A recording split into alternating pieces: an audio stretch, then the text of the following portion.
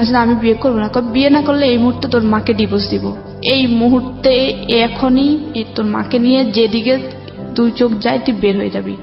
তো সবাইকে অনুষ্ঠান শোনার আগে বিনীতভাবে অনুরোধ করছি আমাদের চ্যানেলটি সাবস্ক্রাইব করবার জন্য। এখানে সাবস্ক্রাইব বাটনটি আছে, প্লিজ ক্লিক করবেন। পাশে একটা বেল বাটন আছে, বাটনটি অন করে নেবেন। সবার প্রতি রিকোয়েস্ট থাকছে। শুরুতেই আমার সঙ্গে কে রয়েছেন একটু পরিচয় করিয়ে দিতে চাই আপনাদের সঙ্গে। হ্যাঁ, আপনার নামটা একটু বলুন। হ্যাঁ, আমার নাম নিশি। নিশি, বয়স কত? 19 বছর 8 মাস। 19 বছর 8 মাস। কোথায় থাকছেন এখন? এখন আছি নর্দায়। নর্দাতে। আর জন্ম জেলা? আমার হোম ডিস্ট্রিক্ট হচ্ছে নোয়াখালী। নোয়াখালীতে। নোয়াখালী সদরে। এই অনুষ্ঠানটা শোনেন নিয়মিত? নিয়মিত বলতে একবারে সেই কলেজ লাইফ থেকে, কলেজ বলতে ইন্টার ফার্স্ট ইয়ার থেকে রেগুলার শোনেন? রেগুলার। তখন কি মনে হতো যে জীবনের গল্প কখনো এখানে এসে বলবেন? হ্যাঁ, তখন আমার মনে হতো, কিন্তু আমি তখন ভাবতাম যে আমি তো তখন নোয়াখালী ছিলাম, কলেজে ছিলাম। আসলে আমি এতই ভক্ত যে ইউটিউবে দেখতাম। আচ্ছা। তারপরে হচ্ছে আপনাদের যে 21শে ফেব্রুয়ারির পরে যে একটা বই ছিল, একটা আরজেকি দিয়ে আই লাভ আরজেকি ছিল, প্রথম পেজে লেখা ছিল। তারপরে 10টা গল্পের, হ্যাঁ, ওই বইটা আমি ফার্মগেটে ছিলাম হোস্টেলে, তখন ওই বইটা আমি অনলাইনের মাধ্যমে নিই। আমি বুঝতে পারছি আপনি খুব ম্যাড ফ্যান। ঠিক আছে, শুনি আপনার জীবন গল্প ছোটবেলা থেকে, যেখান থেকে বলার আপনি বলুন প্লিজ। ছোটবেলা থেকে শুরু করতে হচ্ছে, আগে আমার আম্মুর দিক থেকে শুরু করি, যে কারণ আমার আম্মুর পর থেকে আম্মু হচ্ছে একটা নোয়াখালীরই একটা সদরের একটা সম্ভ্রান্ত ফ্যামিলির মেয়ে। আমার নানাও হচ্ছে একজন সাংবাদিক ছিল। তো ওই হিসেবে ওনাদের ফ্যামিলি ব্যাকগ্রাউন্ড খুবই ভালো। আমার নানুর বাবা ছিল ইঞ্জিনিয়ার, নানুরা সবাই। কিন্তু আম্মু অত পড়াশোনা করার সুযোগ পায় না, ক্লাস 10 পর্যন্ত পড়াশোনা করে। তো ক্লাস 10-এ সাবজেক্ট খারাপ হওয়ার পর আম্মু আর পড়াশোনা করায় না। আর আম্মু নিজে থেকে আগ্রহ ছিল না, আম্মু কাজের মাধ্যমে ছিল সবসময়, যে ঘরের কাজ করবে এই। তারপরে আম্মুর হচ্ছে 3 বোন 2 ভাই। তো আম্মুর পর্যায়ক্রমে আম্মুর বিয়ে হয় হচ্ছে ফেনী জেলায় একজন আদম ব্যবসায়ীর কাছে বিয়ে হয়। তাই সেটা নানা জানতো না যে আম্মুর মানে যাকে বিয়ে দিচ্ছে, মেয়েকে বিয়ে দিচ্ছে, ছেলে আবার যে আদম ব্যবসা করতে জানে, যে বিজনেস করে, MA পাস ছেলে। কিন্তু উনি জীবিকার তাগিদে আদম ব্যবসা করতে বিদেশে লোকানো না, চিটিংবাজিও ছিল। তো নানা আবার এটা পছন্দ করতো না, কারণ নানা হচ্ছে অনেস্ট লোক, তারপরে আবার হচ্ছে মিডিয়ায় কাজ করে। নানা এটা কোনোভাবে নিতে পারতো না। তারপরে যাই হোক, মেয়ে বিয়ে দেওয়ার পরেও আম্মুরদের ঘরে হচ্ছে কি, আম্মুর সংসারে মানে আম্মু হচ্ছে সদরের নোয়াখালীর, আর আম্মুর বিয়ে হচ্ছে ফেনীতে, মোটামুটি অনেকটা দূর, অন্য একটা জেলা। তো ওইখানে বিয়ে হওয়ার পরে আম্মুর বিয়ে হওয়ার 13 বছর কেটে যায়, কোনো সন্তান হয় না। মোটামুটি এদিক থেকে কিন্তু আম্মু খুব একটা অশান্তিতে ছিল, মানে শ্বশুর বাড়ির থেকে অনেক কথা শুনতো, আবার এখানে বাড়িতে আসলে অনেক কথা শুনতো যে কেন ছেলে মেয়ে হয় না। তারপরে হচ্ছে এখানে আব্বুর দিক থেকে আম্মু কিন্তু হ্যাপি না। আব্বু আদা ব্যবসা করে, 6 মাস থাকে পালানো, 6 মাস থাকে বাড়িতে। কিন্তু আব্বুর একটা কি, ওনাদের আব্বুদের ফ্যামিলি আবার পুরোটাই শিক্ষিত। আব্বু আবার আমাদের ওখানে ফেনী জেলার সেক্টর কমান্ডার ছিল, মুক্তিযোদ্ধা। তো মুক্তিযুদ্ধের সেক্টর কমান্ডার থাকা অবস্থায় উনি, তারপরে ওই সময় আর ওই যে মুক্তিযুদ্ধের অতটা মূল্যায়ন করা ছিল না, উনি ওনার জীবিকা ছিল না, তো উনি আদা ব্যবসায়ী করতো। তারপরে আম্মুর অতটা খরচ বিয়ার করতো না, অনেক ফ্যামিলিতে শ্বশুরবাড়িতেই যে আমার দাদি করতো, কোন রকম মানে খাওয়া দাওয়া চলতো আর কি। আম্মু কোনোভাবে করতো না, যে ফ্যামিলি থেকে আসতো ওই ফ্যামিলি ভাবে। তারপরে আম্মু কিন্তু হ্যাপি ছিল, এটা কি দাদু আদর করতো। তো আম্মু যখন 13 বছর পর্যন্ত কোনো ছেলে সন্তান হয় না, আব্বু কি করলো, কোথা থেকে একটা মেয়ে এনে দিল, 7 মাস বয়সের, ছোট্ট একটা 7 মাস বয়সের মেয়ে। আম্মু জানে না যে কোত্থেকে এনে দিয়েছে, কিন্তু আম্মু খুবই এক্সাইটেড, কারণ আম্মু হচ্ছে বড় খালা, মেজো খালা, বড় মামি, ওদের যত ছেলে মেয়ে হয়েছে সবগুলো ছেলে মেয়ে কিন্তু আম্মু মানুষ করছে। আম্মু একদম কোলে পিঠে খাওয়ানো সব কিছু আম্মু করছে। আম্মু বাচ্চাদের প্রতি খুব এক্সাইটেড ছিল, আর ওই বাচ্চাদের খুব আদর করতো। তো যখন একটা 7 মাস বয়সের বাচ্চা নেয়, আম্মুর বলে যে কি এটা আজকে থেকে তোমার। আম্মু আর কিছু জিজ্ঞেস করে না, আম্মু শুধু জিজ্ঞেস করছে যে মেয়েটার তো আমার। হ্যাঁ বুঝলাম, পুরো কাগজপত্র করে নিয়ে আসছো? হ্যাঁ কাগজপত্র করে নিয়ে আসছি, মেয়েটা হচ্ছে আজকে থেকে তোমার, এটা আমাদের মেয়ে, আমরা বড় করব। তারপরে ওই 7 মাস বয়সের মেয়ে, আম্মু জিজ্ঞেস করে যে মেয়েটার টাইম অফ বার্থ কবে।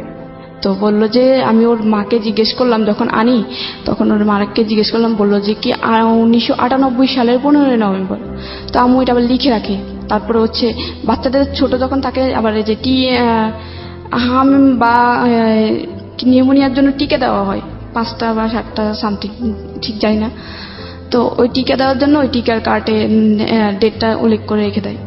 তারপরে হচ্ছে আম্মু আমাকে বড় করতে, কিন্তু আব্বু আবার দিয়ে যায়, আর খবর নেই বাচ্চার, আর খোঁজ খবর নেয় না, আবার পালানো, টাকা মেরে দেয়, এই সেই বিদেশে ও আসে, ওর টাকা মেরে দিচ্ছে, এইসব ঝামেলার ভিতরে Okay. নানা এইসব সহ্য করতে পারে না। অনেক এক পর্যায়ে ফেনী থেকে লোক নোয়াখালী সদর পর্যন্ত পৌঁছায় যায়, নানুর বাড়িতে পর্যন্ত। আচ্ছা, তো নানা খুবই অপমান হচ্ছে লোকদের কাছে। তারপর নানা বলে কি আমি এখন মেয়েকে নিয়ে নিব, আমি 13 বছর পর্যন্ত 14 বছর হয়ে গেছে, মানে 13 বছর পর্যন্ত বাচ্চা হয় না। তো আমার যে মেয়েটাকে 7 মাস বয়সে এনে দেয়, তার বয়স যখন 2.5 বছর হয়, ভাই 15 সামথিং, তখন নানা বলতেছে যে আমি আর রাখবই না, মেয়ে নিয়ে নেব, হয়তো ওর আদম ব্যবসা ছাড়বে, নাহলে আমার মেয়েটা আমি একবারে ডিভোর্স করে নিয়ে নেব। নানা আব্বুকে প্রেশার কিক করে যে তুমি হয়তো আদম ব্যবসা ছাড়ো, আর নাহলে আমার মেয়েকে ছাড়ো। ওকে, উনি কোনো অ্যান্সারে না দেয়। আম্মু তারপর অনেক চিঠি, এখন চিঠির যোগ ছিল, ফোন ছিল না, খুব চিঠি লিখতো।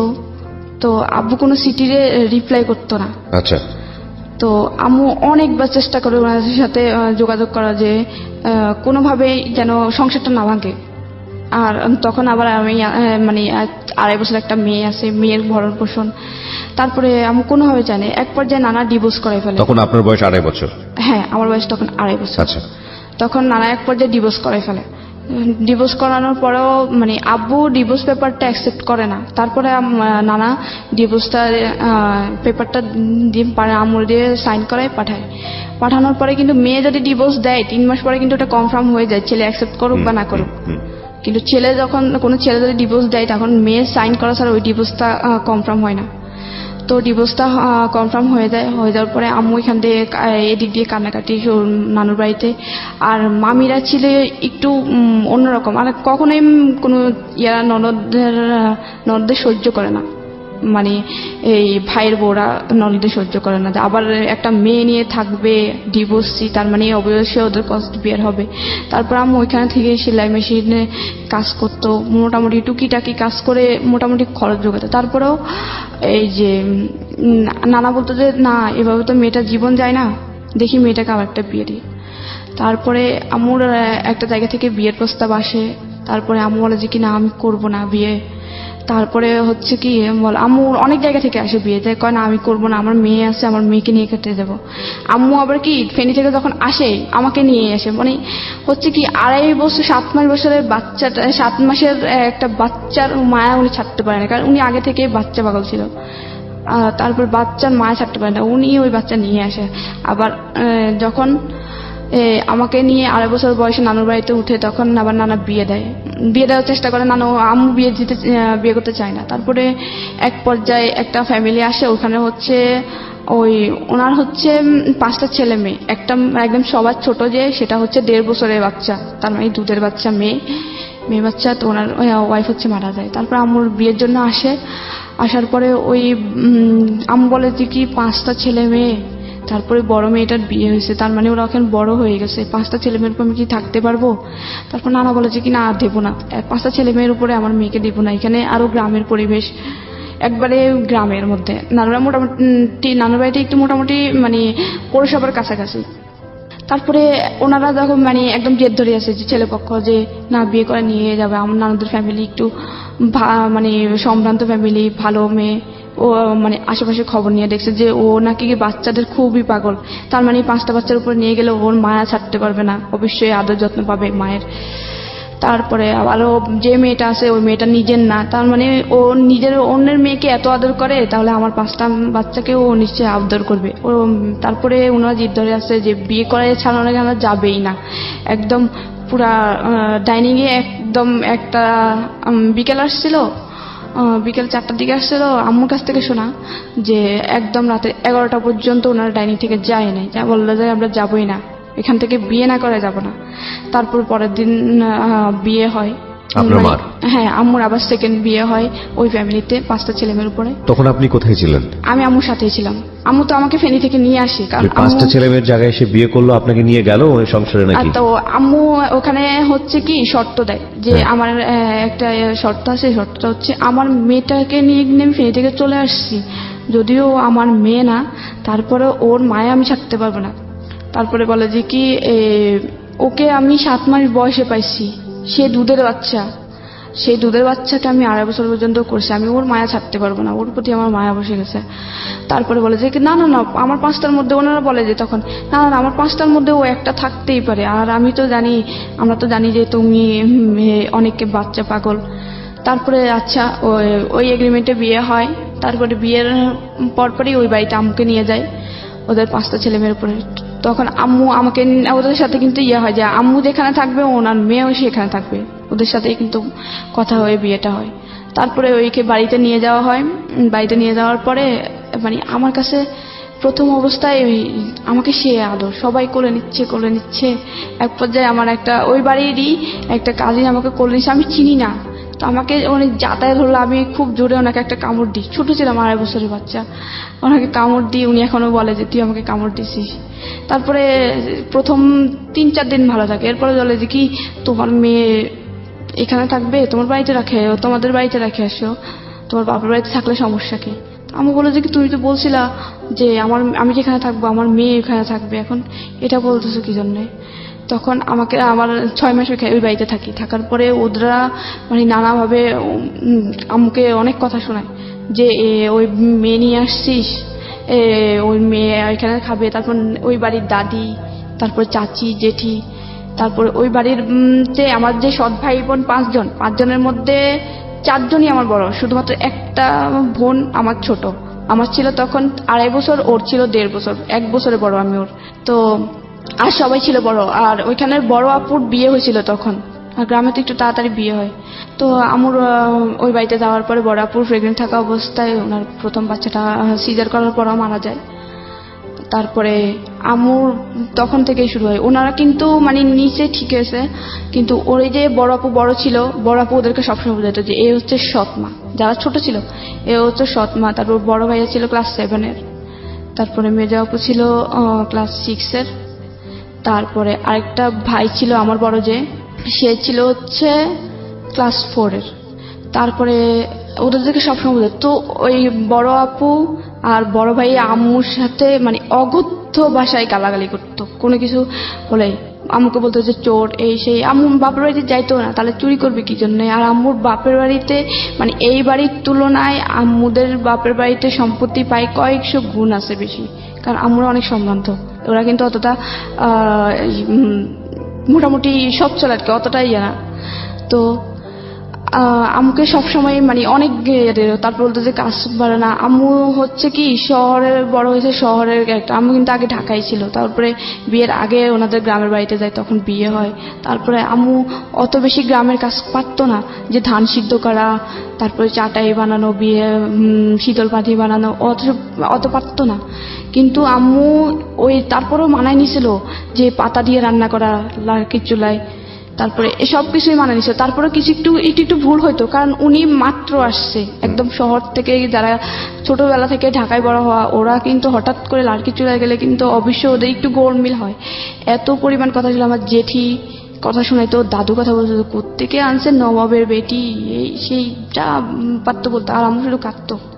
আর ওই ভাইয়া শুধু একটু যদি তরকারি মানে একটু হইতে দিত, বলতো যে ঝাড়ুর আগা ধরে গোড়া দিয়ে মারা উচিত, একটারে আনছে ঠিক মতো রান্না বান্না করতে পারে না, ঠিক টাইমে খাবার উনি দিতে তো পারে না। আসলে আগের মায়ের ঘরের ছিলেন। হ্যাঁ হ্যাঁ, ওনারা আম্মু সৎ ছেলে মেয়ে, কিন্তু আম্মু কখনোই ছেলে মেয়ে কাউকে বলতো না যে ও আমার সৎ ছেলে মেয়ে, বা কেউ বুঝতে পারতো না।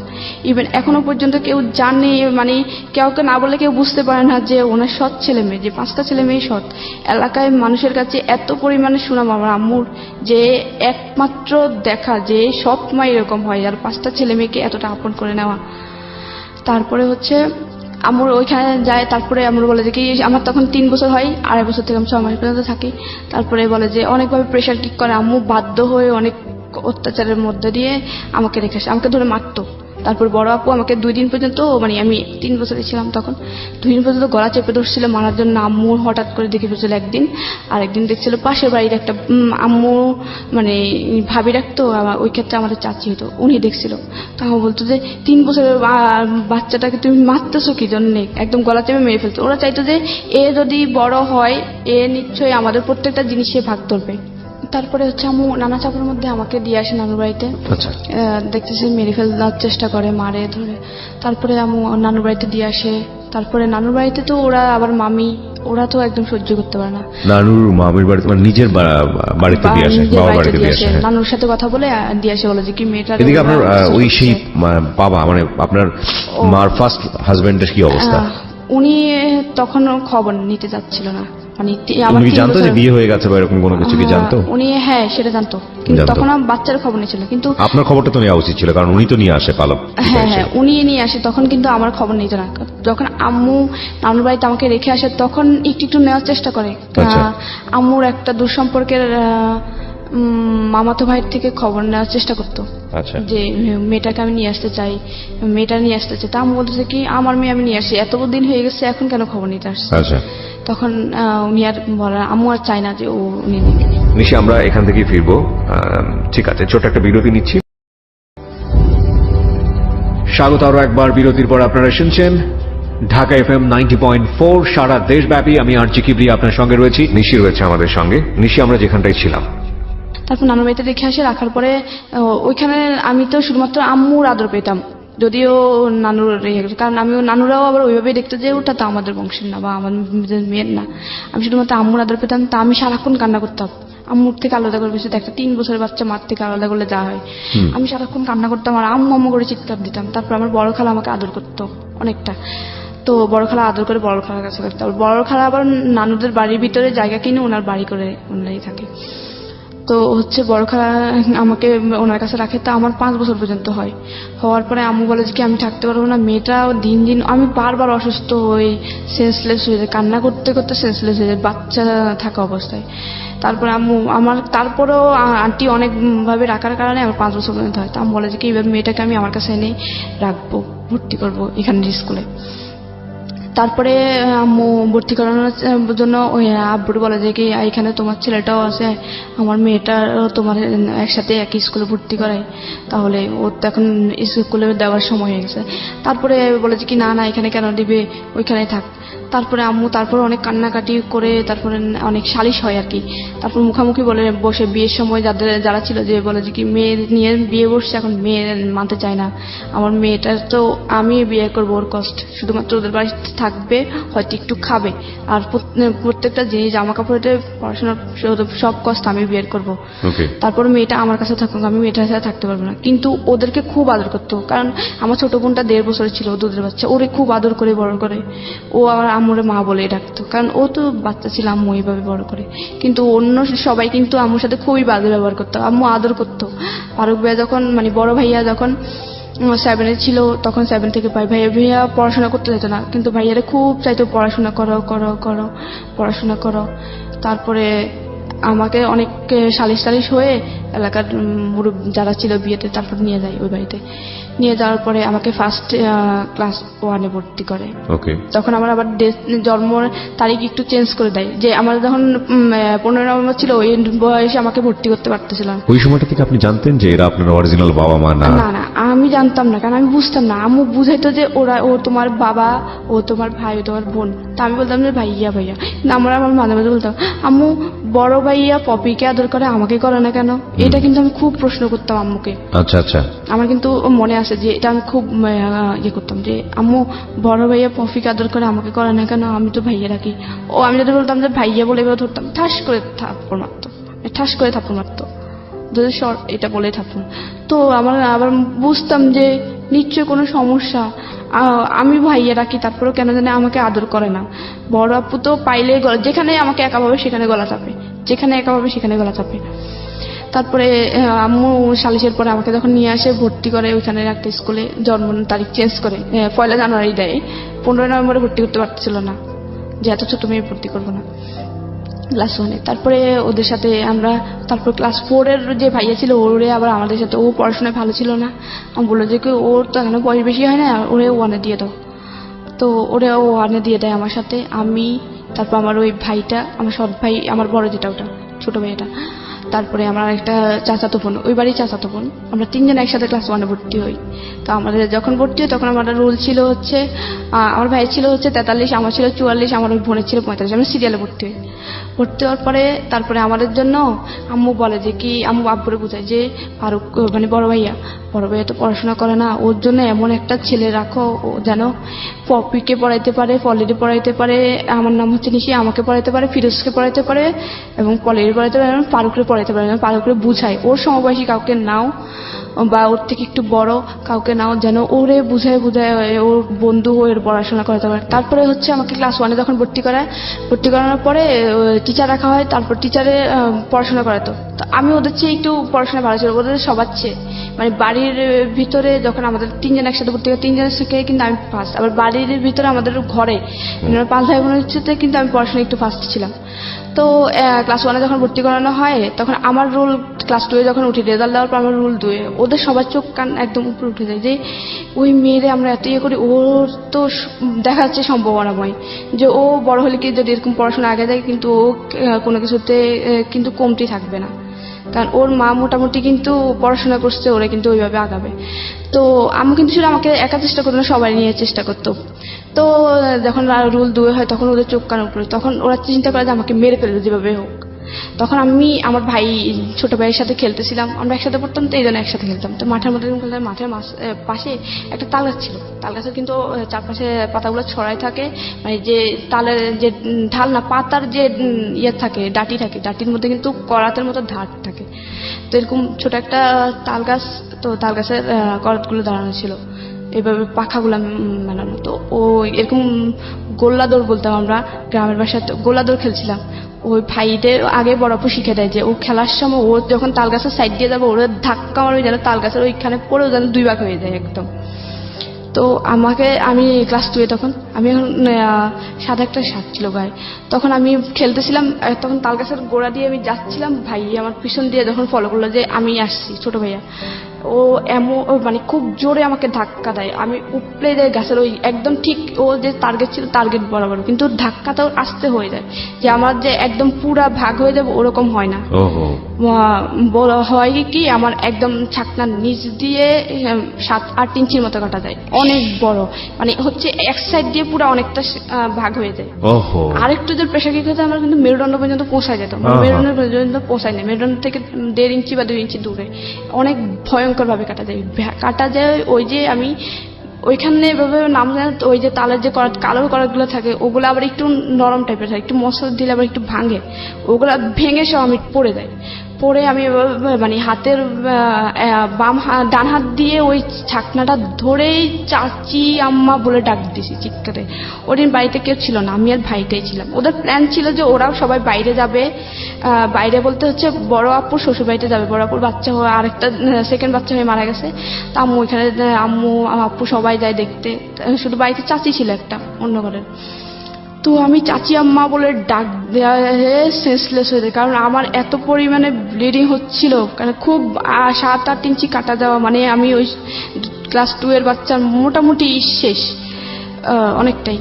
তারপরে চিৎকার দিয়ে পড়ে যায়। চাচি আম্মা কি করে, মানে উনি কিছু বুঝতে পারতেন না, এত কাটা গেছে আর এত রক্ত দেখে উনি ওনার পুরো কাপড় খুলে ফেলে, পুরো কাপড় খুলে আমার পেঁচা। উনি বুঝতেছে না যে উনি আবার অত শিক্ষিত না, তো মানে ফার্স্ট মানে প্রাথমিক চিকিৎসা অত কিছু ধারণা নেই, কিন্তু উনি পাগল হওয়ার মতো হয়ে দেখে ভয়ে পুরো কাপড় পেঁচাচ্ছিল, প্রচুর ব্লিডিং হয়। তারপরে এখানে ওই বাড়িতে খবর দেওয়া হয়, আম্মু দৌড়ায় আসে, তারপর হসপিটাল নেওয়া হয়।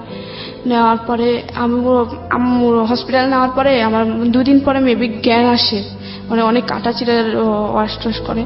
তারপর 2 দিন পরে জ্ঞান আসে, বলে আম্মু ভাই আমার ধাক্কা দিছে। আম্মু আমার সাথে সাথে মুখ চাপে বলে যে তুই পড়িস না, বললে তোর আব্বু কিন্তু তোর ভাইয়েরা মারবে, তারপরে হচ্ছে তোর বাড়ি থেকে বের করে দেবে। আম্মু খুব কান্নাকাটি, কেন যেটা কথা, আম্মু শুধু ডাইকে এটা বললো যে ফিরোজ তুই ওটা ধাক্কা দিছিস, কেন আমি ওটা ধাক্কা নিছি, কিন্তু বলছে যে তুই ধাক্কা দিছিস, ও কিন্তু মরে যাইতো, তোর কি একটু মায়া হয় নাই। যে ও তো ওদেরকে কোনো ক্ষতি করে, তোর তো বোনও। আম্মু ওটা বুঝাবে, তারপর আম্মু কিছু বলে নাই। চাইছিল যে এটা নিয়ে একটা সালিশ করতে যেভাবে, তারপরে আর করে নাই। অনেক প্রায় 3 মাস পরে আমি ভালো হই।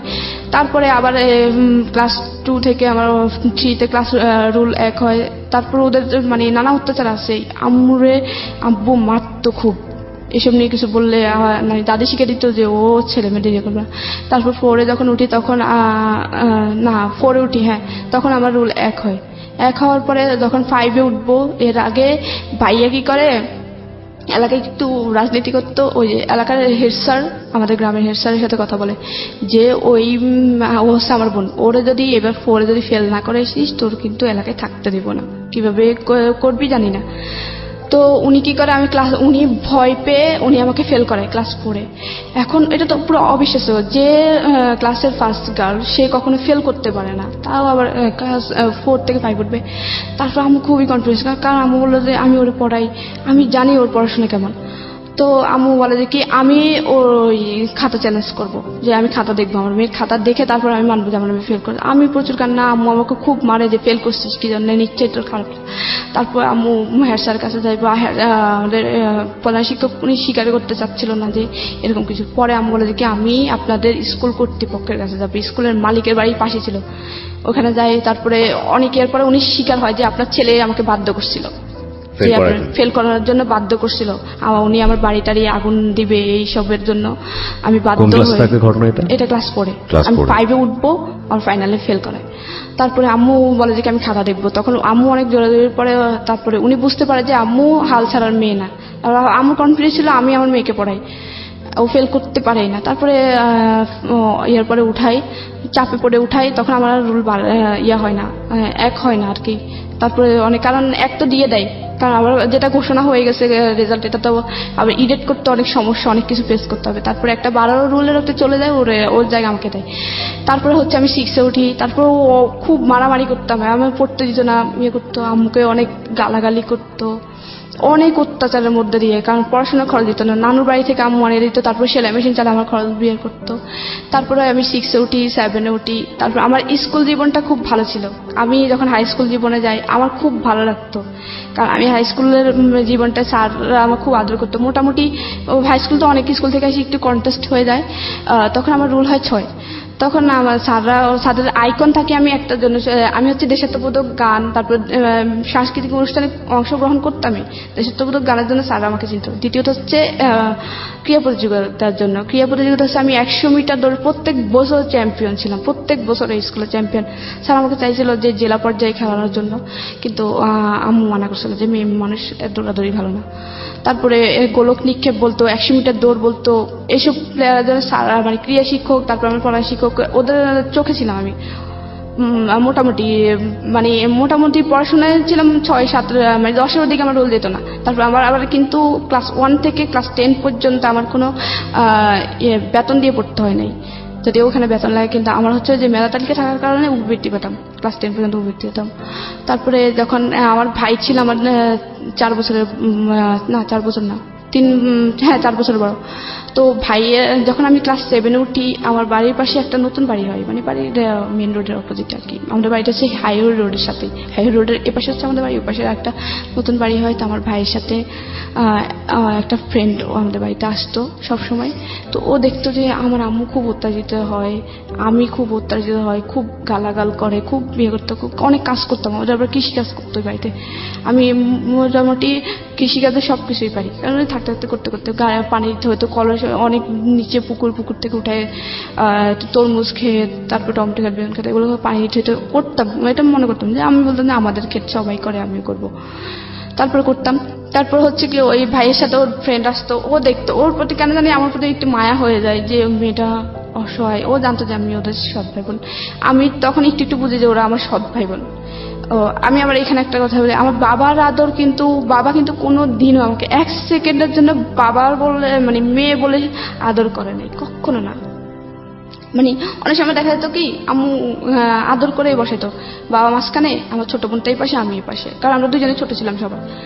উনি কি করতো মানে কিছু থেকে কিছু হয়েছে, একটা ভাত যেন প্লেট থেকে পড়তো, ছোট বাচ্চারা যখন খেতে যায় একটা দুটো ভাত ঠাস করে থাপ্পড় মারতো, কিন্তু নিজের মেয়ে যখন পড়তো তখন কিন্তু কিছু না, আমাকে মানে ভাত খাওয়া অবস্থায় মারতো। তা আম্মু বলতো যে কি ভাত খাওয়া অবস্থায় কুকুরকে মারা না, তুমি আমরা ছোট্ট মেয়েটাকে মারলো না, তখন আম্মু উল্টা মার দেওয়া হয়তো, কথা বলবি কেন, হুঁ করতে পারবি না, একদম ডিরেক্ট বলতো যে তোর মেয়ে কিন্তু তোর না, আবার আমার খাচ্ছে, আমি যেভাবে চালাবো ওইভাবে। তারপর এরকম ছিল। তারপর ওই ভাইয়ের বন্ধুর সাথে ভাইয়ের বন্ধুটা আমাদের বাড়িতে প্রায় আসতো ওর সাথে সাথে, তো ও আমার প্রতি মায়া পড়ে যায়। তারপরে তখন আবার ওদের স্কুলে আমাদের স্কুল ভিন্ন ছিল, তো ও কি করতো আমার প্রায় সময় আমাদের স্কুলে আমার সাথে, আমি স্কুলে যেতাম একদম লাস্ট টাইম যেতাম, মানে এই স্কুল 10টায় বসতো, 10টায় যেতাম, মানে 10টা একটু আগে বের হয়ে দৌড়ায় যেতাম। অনেক সময় যে হাজিরা রোল কল করতেছিল আমি তখন দৌড়ায় যে রুমে ঢুকতাম। তো ও কি করতো সাইকেল নিয়ে আমার পিছনে পিছনে আসতো, ও একটু আস্তে আস্তে একটু ইনভলভ হচ্ছিল। তো ও একদিন আমাকে 7 থাকতেই প্রপোজ করার পরে আমি বললাম যে কি ওদের সাথে আমার সাথে যায় না, কারণ আমি ওদের ফ্যামিলির সৎ মেয়ে, আমাদের সাথে যায় না। তারপরে ও আমাকে আস্তে আস্তে বুঝাতো। যখন ক্লাস 8-এ উঠি তখন আমি বললাম যে একটা ভালো ছেলে আমাকে এত আদর করে, এত বুঝায়, মানে আমি আদরের প্রতি অ্যাডিক্টেড ছিলাম, কোনো জিনিসের না, যে আমি শুধুমাত্র মায়ের আদর পাইছি জীবনে, বাবা কি জিনিস আমি কখনোই বুঝি নাই। তারপরে হচ্ছে ভাই কি জিনিস তা তো নাই। তো ও যখন আদর করতো, মানে যে আমাকে একটু আদর করতো, আমি তার প্রতি মানে খুবই ভক্ত হয়ে যেতাম। ও আমাকে একটু আদর করতো, কেয়ার করতো, তো আমি ওর তো তারপরে 8-এ বলি যে হ্যাঁ, 7-এ ও আমাকে প্রপোজ করে, এটা আমি হ্যাঁ বলি।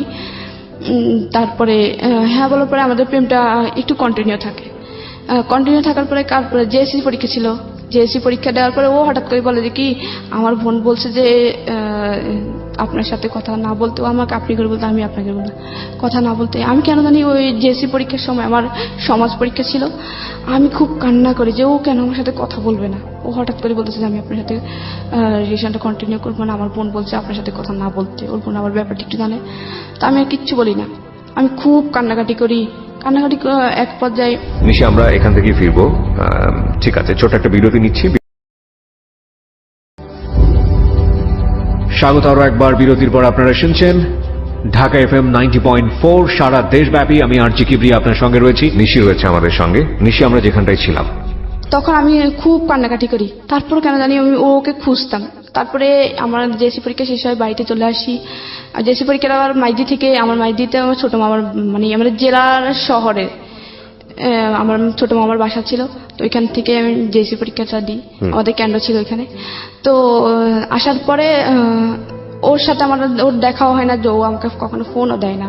আমার মায়ের ফোন দেয় বলতে আমার তো ফোন ছিল না, আম্মুর ফোন দিত, তো আর কখনো ফোনও দিত না। তো আমি খুব কান্নাকাটি করতাম যে আমি এখন ওটা মিস করি, যে ও আদর করতে, আদরটা পাচ্ছি না। আদর বলতে কি? আদর বলতে হচ্ছে কি মানে ও আমাকে বুঝাতো যে এই শুনো, ভাইয়ারা যখন মারবে কিছু বলিও না, পড়াশোনা করিও, দেখবা কিছু পরামর্শ দিত, ভালো কিছু পরামর্শ দিত, এটাকে আপনি আদর বলছেন? ওকে, হ্যাঁ। খুব মায়া করতো যে এটা করো না, এটা করো না, এই কেয়ার করতো যে অসুখ হলে এই করো। তারপরে আমি মানে কেন জানি ওরে খুব মিস করতাম এই টাইমটাতে। মিস করার এক পর্যায়ে আমি ক্লাস 9-এ উঠি। ওঠার পরে আমি ওর মানে স্কুল আসার সময় ওর মিস করতাম। ও আগে আমার স্কুলে আসার সময় পিছন পিছন আসতো, আবার স্কুল ছুটি হলেও পিছন পিছন যাইতো। ও ছিল অন্য স্কুলে, ও লেজার টাইমে পালাই চলে আসতো আমার জন্য। আইসা তারপরে আমার ছুটির টাইমে স্কুলের সামনে দাঁড়িয়ে থাকতো, একসাথে যেতাম। তারপরে হচ্ছে আমি ওর সাথে অনেকদিন পর্যন্ত যোগাযোগ না থাকায় আমার খুব খারাপ লাগে। এক পর্যায়ে আমার কেন জানি মনে হলো যে আমার ওর সাথে কথা বললে মনে হয় যে ভালো লাগে। তো এরকম সবার ছিল, আমি সবার কাছ থেকে শুনতাম যে সবার আমার কাছে কিছু চাইলে মনে হয় সবাই বলতো যে পাওয়া যায়। তো আমি সবারতে আল্লাহর কাছে বলি যে আল্লাহ আমার সাথে যেন ওর সাথে 1 সপ্তাহের ভিতরে দেখা হয়। আমার কেন জানি মনে হচ্ছে ওকে একবার দেখি, আর কিছু না। তারপর সবার পরের দিন স্কুল সাধারণ সবারই বন্ধ থাকে। তারপরে এর পরের দিন হচ্ছে স্কুল ছুটি হয়। হঠাৎ করে আমি বাড়ি থেকে বের হয়ে স্কুল দিকে যাচ্ছি হেঁটে, হঠাৎ দেখি যে ও পিছন দিয়ে দৌড়ায় দৌড়ায় আসে। এরপর আমি ওরে দেখে আমার কিন্তু রাগ, কারণ ও হঠাৎ করে আমাকে সাথে সাথে কথা বলা অফ করে দিছে। আমি যদিও চাইছি যে ওর সাথে দেখাও, কিন্তু আমার মধ্যে একটা রাগ কাজ করছিল। তখন আমি আরো জোরে জোরে হাঁটতাম, কারণ আমি ওই যে দৌড়ে ফার্স্ট ছিলাম 100 মিটার দৌড়ে, আমি খুব জোরে হাঁটতাম। ওর সাথে হাঁটে ও পারতো না, আমি খুব দৌড়ায় হেঁটে ওর সামনে অনেক সামনে চলে যাই। ও বলে কি দাঁড়ান না, আমি আপনার জন্য দৌড়ে আসলাম, আপনি এত জোরে হাঁটতেছেন কেন, মেয়ে মানুষ এত জোরে হাঁটে কিভাবে? তারপর আমি বললাম যে মনে মনে বললাম যে ইস এতদিন পরে আসছে আমার খবর নিতে, আমি কথা। তো আবার আম্মুর ফোনে ফোন দেয়, আবার কন্টিনিউ হয় রিলেশনটা কন্টিনিউ হওয়ার পরে ক্লাস 9-এ আমি কেউ জানতো না তখন যে আমি ওর সাথে কথা বলি, কেউই জানতো না তখন। ক্লাস 9-এর ফাইনাল পরীক্ষা ডিসেম্বরে 2012 সালে আমার ফাইনাল পরীক্ষা চলছিল। 2 বিশেষ সাবজেক্ট পরীক্ষা গেছিল 2012 সালের 4 ডিসেম্বর হচ্ছে। ওর সাথে আমি রাত্রে সন্ধ্যার সময় কথা বলছি, লুকায় কথা বলতাম, ওরে একটা মিস দিলে ফোন দিত, আমার ফোন দিয়ে। তারপরে যখন ও সন্ধ্যা কথা বলি, তারপর হঠাৎ করে এখানে একটা কথা, ওর এর আগে কিছুদিন জ্বর ছিল, প্রচুর জ্বর ছিল। জ্বর থাকার পরে ও অনেক ওষুধ খায়, অনেক ডাক্তার কাছে যায়, হসপিটালে যায়, কোনো কিছুতে ওর জ্বর ভালো হচ্ছিল। তারপর হঠাৎ করে একদিন বড় একটা হসপিটালে যায় ডাক্তার দেখায়। ডাক্তার দেখানোর পরে ওকে মেডিসিন দেয়, অ্যান্টিবায়োটিক। ওর বুক ভরে বমি হয় মেডিসিন খাওয়ার সাথে সাথে। তখন আমি সাথে সাথে বলি যে ক্যান্সার না তো, কারণ ক্যান্সার না তো বলি কি যে আমাদের বাড়ির পাশে একটা ছোট বাচ্চা ছিল, বাচ্চাটা হচ্ছে এরকম অনেকদিন জ্বর ছিল, তারপরে এরকম অ্যান্টিবায়োটিক খাওয়ানোর পরে ও বুক ভরে বমি করছিল, রক্ত বমি করছিল। বমি করার পরে তাকে ঢাকা নিয়ে যাওয়া হয়, ঢাকা মেডিকেলে। তারপরে আনার পরে ওর বলে যে ওর ব্লাড ক্যান্সার, ইভেন ওর ব্লাড ক্যান্সারটা খুব 3rd স্টেপে, ফার্স্ট স্টেপ না 3rd স্টেপে। তখন আর চিকিৎসা নেই, ওর 2 মাস পরেই মারা যায়। তখন আমার মানে বুকের ভিতরে একটা অজানা ভয়, যে আমি ওর সাথে সাথে বলে ফেলি যে ক্যান্সার না তো, বলে আরে না কিসের ক্যান্সার হবে, হয়তো টাইফয়েড কিছু একটা। তারপরে ওই দিন আমি যখন ওর সাথে সন্ধ্যার সময় কথা বললাম 4 ডিসেম্বর 2012 সালে, কথা বলার পরে 9টার সময় ও নাকি সেন্সলেস হয়ে পড়ে, আমি জানি না। তারপর সকালবেলা আমি যখন ঘুম থেকে উঠে ভাবির সাথে নাস্তা বানাইলাম, আবার বড় ভাই বিয়ে করে, ভাবি আমাকে আদর করতো, আবার ভাবি দেখতো যে আম্মু ওনাকে আদর করে, ওই হিসেবে আমাকে আদর করতো। কিন্তু ভাইয়া কখনোই বোন বলে বলতো না, কখনো ডাকতো না যে এদিকে। তারপরে পরের দিন মানে 5 ডিসেম্বর হচ্ছে, আমি সকালবেলা উঠলাম, ওঠার পরে ভাবি বললো যে কি, ওর নাম ছিল নিরু, ছেলেটা যার সাথে আমার সম্পর্ক ছিল। ও বলে যে কি নিরু অসুস্থ হয়ে গেছে, কালকে রাতে নাকি ও সেন্সলেস হয়ে পড়ে যায়, মুখ দিয়ে এরকম রক্ত বেরিয়েছিল। তারপরে ওরে মাইজি হসপিটাল নেওয়া হয়েছিল, হসপিটালে বলছিল ও নাকি স্ট্রোক করছে, ওর নাকি ব্রেনে রক্তক্ষরণ হচ্ছে। তারপরে ওর শরীরে ব্লাড নেই, তারপর ওর মাঠ থেকে এক ব্যাগ ব্লাড নিয়ে ওর ঢাকা নিয়ে গেছে। আমি তো পুরো সাথে সাথে মনে হয় আকাশ থেকে বললো, কারণ ওর সাথে আমি সন্ধ্যার সময় কথা বলছি, কিন্তু ভাবি জানতো না যে আমি ওর সাথে কথা বলি বা কোনো একটা রিলেশন, কেউ জানতো না। তখন আমি সাথে সাথে দৌড়ায় আসি ঘরে, রান্নাঘর থেকে দৌড়ায় আসি নাস্তা বানানো রেখে। তারপরে আমার ফোন নিয়ে ওর ফোন দিয়ে, ওর ফোন অফ। তারপরে মানে ভাবি ওদের সাথে যোগাযোগ করে, কারণ ভাবিদের রিলেটিভ ছিল। তারপরে বলে যে কি ওর শরীর খুবই খারাপ, ওর এখনো ঢাকার ডাক্তার বলতেছে যে ও স্ট্রোক করে না, ওর অন্য কোনো সমস্যা, বুঝতেছে না। তারপরে আমি খুবই কান্নাকাটি করি, খুবই, যে জানি ক্যান্সার না তো, মানে ক্যান্সার হয় নাকি হয়ে যায়, এত পরিমাণ কান্নাকাটি করি যে পুরো এলাকার মানুষ আমাকে দেখে তাকিয়ে যায় যে কি। তারপর সবার মোটামুটি বোঝার বাকি ছিল না যে ও ওর জন্য কাঁদবে কি জন্য। আমি ঘুমাতাম, মানে তখন থেকেই কিন্তু মোটামুটি একটু অ্যাবনর্মাল ছিলাম, কারোর সাথে কথা অফ হয়ে গেছে। আমি ঘুমাতাম, ঘুমের মধ্যে হঠাৎ করে চিল্লায় কান্না করতাম।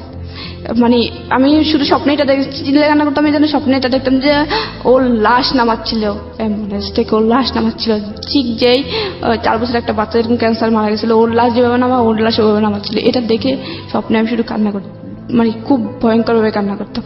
মোটামুটি 3 মাসের মতো আমি অ্যাবনর্মাল ছিলাম, আমার পরীক্ষা দেওয়ার হয় না, মানে ফাইনাল পরীক্ষা চলে কিন্তু ফাইনাল পরীক্ষাটা দেওয়া হয় না। তারপরেও স্যাররা মানে জানতো যে আমি, স্যাররা সবাই আমাকে অনেক আদর করতো, কারণ আমি সাংস্কৃতিকভাবে ওদের আইকন ছিলাম। তারপরে ক্রিয়ার দিক দিয়েও, তারপর পড়াশোনাও খারাপ ছিল না, 7-8 রুলের ভিতরে সবসময় থাকতো। তারপরে এটার জন্য স্যাররা বলে যে কি থাক, ওর পরীক্ষা না হলে আমরা ওকে ট্রেনে উঠাবো, দেখি ও ভালো হয় কিনা। যখন আম্মু ওদের সাথে যোগাযোগ করে যে আমার মেয়েটা তো এভাবে অসুস্থ হয়ে গেছে, ওরে তো কিছু বুঝতেছি না, যে ওরে যদি বলি যে কি যে তোর খাওয়া দরকার, ও খাওয়াইতে হবে, যে ওর গোসল করতে হবে, ওর ফ্রেশ হতে হবে, ও কিছুই বুঝতেছে না। ওরা যে কিছু একটা বললে ও যে শুনবে সেটাও করতেছে না, শুনতেছে না, কিছু যে নিজে থেকে করবে সেটাও করতেছে না, পুরো অ্যাবনর্মাল হয়ে গেছে। আপনার কথা বলছে? হ্যাঁ, তো স্যাররা এটা এসে দেখে যায়, নিজের চোখে এসে দেখে যায়, তারপর 9-এ উঠায়। 9-এ উঠানোর পরে 9 থেকে 10-এ উঠায়, 10-এ উঠায়। ভাবছে স্যাররাও মানে একটা কনফিডেন্স ছিল যে ও একসময় ভালো হবে, মানে কয়েকদিনের মধ্যে খুব তাড়াতাড়ি ভালো হবে। তখন নীরুর কি অবস্থা? নীরুর অবস্থা হচ্ছে তখন 2012 সালের 4 তারিখে ও অসুস্থ হয়। তারপরে 8 তারিখে ওর অনেক রিপোর্ট করানোর পরে, ঢাকার প্রত্যেকটা ডাক্তার অনেক রিপোর্ট করানোর পরে ওর কোনো রোগ ধরতে পারছিল না। তখন হচ্ছে ক্যান্সার নির্ণয় করার জন্য হচ্ছে হাড় মেরুদণ্ড থেকে, হাড় থেকে অস্থিমজ্জার যে রস, ওই রসটা নিয়ে ওরা ইন্ডিয়াতে পাঠায়, ঢাকা মেডিকেল থেকে। ইন্ডিয়াতে পাঠানোর পরে তারপরে ওরা ইন্ডিয়া থেকে 2012 সালে 12 বলে যে ওর ব্লাড ক্যান্সার, কিন্তু ফার্স্ট স্টেপে আছে। First stage? হ্যাঁ। ওকে। কিন্তু ওর অবস্থা খুবই খারাপ। এটা জানার পরে কি আপনার এই অবস্থা, নাকি আপনার অবস্থা আপনার মতো করে খারাপ হয়েছে? আমার অবস্থা তখন থেকেই খারাপ, যে আমি তো আমার মনে কেন জানি বলছিল যে ওর ক্যান্সার, কারণ যখন ও অ্যান্টিবায়োটিক খাইছিল আরো আগে, 1 সপ্তাহ আগে যখন ও অ্যান্টিবায়োটিক খাইছিল, আমি তখন মুখ দিয়ে কিন্তু ফট করে বলেই ফেললাম যে ব্লাড ক্যান্সার না তো, বলেই ফেলছিলাম যে ব্লাড ক্যান্সার না তো। তখন আমি মানে আমার এটাই আপনার এই যে নিজের প্রতি কেয়ার না নেওয়া, নিজের যে একদম হাল ছাড়া অবস্থা, এটা মূলত কেন? এটার কারণটা কি? এটার মূলত কারণটা হচ্ছে ও যখন নীরুর এই অবস্থা জেনেই তো। হ্যাঁ, আমি মানে কনফার্ম ছিলাম যে ওর ব্লাড ক্যান্সার, আর ভাবতাম যে ওই যে সুপলের মতো মারা যাবে ক্যান্সার। নীরুকে নিয়ে ভাবতে ভাবতে আপনার মূলত এই অবস্থা? হ্যাঁ, আমি ওই যে স্বপ্ন দেখতাম আর চিল্লা কান্না করতাম, হঠাৎ করে যা করতাম। তারপরে অ্যাবনর্মাল হওয়ার পরে আম্মু অনেক স্যারদেরকে রিকোয়েস্ট করে আমাকে ক্লাস 10-এ উঠায়। আর এখানে 12 তারিখে ঢাকা থেকে আমি ভাবি ফোন দেয় যে আমার আম্মুর কাছে ফোন দেয় যে নীরুর কি অবস্থা, কারণ ওর রিলেটিভ ছিল, অবশ্যই খবর নেওয়ার দরকার। পুরো এলাকার মানুষ ওর জন্য খুব কান্নাকাটি করতো, কারণ ও খুব ভালো ছিল, কারোর সাথে খারাপ ব্যবহার করতো না, খুব ভালো ছিল, নামাজ পড়তো খুব। আমার ভাইটাই সবাই, ওর বন্ধু বান্ধব ওদের এলাকায় অনেকে ছিল, ওরা সবাই যায় ওর দেখার জন্য, ঢাকায় আসে নোয়াখালী থেকে। ওরা ছোট ছোট ছিল কিন্তু সবাই একসাথে আসে ঢাকায় ও দেখার জন্য। ওর আম্মু আব্বু এত পরিমাণে কান্না করে। আমার লাস্ট মনে আছে যে 12 তারিখে আমি একবার ফোন দিয়েছিলাম, মানে মোটামুটি কেন জানি মনে হলো যে ওর একবার ওর আম্মুর কাছে ফোন দিই, ভাবি থেকে ওর আম্মুর নাম্বার নেই। ওর আম্মু এত পরিমাণ কান্না করে, আর ক্যান্সারটা বলতে পারে না। তখন আমি মানে আর করে না, ভাবি বলে যে ক্যান্সার। আমার অবস্থা আরো খারাপ হয়। তখন ওর প্রথম কেমো দেওয়া শুরু করে, আমার অবস্থা আরো খারাপ হয়। আমি শুধু স্বপ্নে দেখতাম, আর এদিক দিয়ে আম্মুকে যা তা বলতো যে মেয়ে হয়েছে, সে হয়েছে, এখন মেয়ে পাগল হয়েছে, অন্য ছেলের জন্য অগদ্য ভাষায় আম্মুকে গালাগালি করতো, আব্বু গালাগালি করতো, আর চাচিরা যা তা কম খারাপ খারাপ কথা শোনাইতো, দাদি জেঠিরা খুব খারাপ খারাপ কথা শোনাইতো। তারপরে আমি যে এরকম কান্নাকাটি করতাম, আমাকে এর উপর ধরে বড় আপু মারতো, মেজো আপু মারতো, যে এরকম রাত্রে হঠাৎ করে কান্না করে, হঠাৎ করে চিল্লে ওঠে, কান্নাকাটি করে, ঘুমাইতে পারি না, এসে ওদের বিরক্তির কারণ হয়ে দাঁড়াইলাম। তারপর ওরা আমাকে ধরে এই অবস্থায় মারতো। তা আম্মুর কাছে নিয়ে ঘুমাইতো।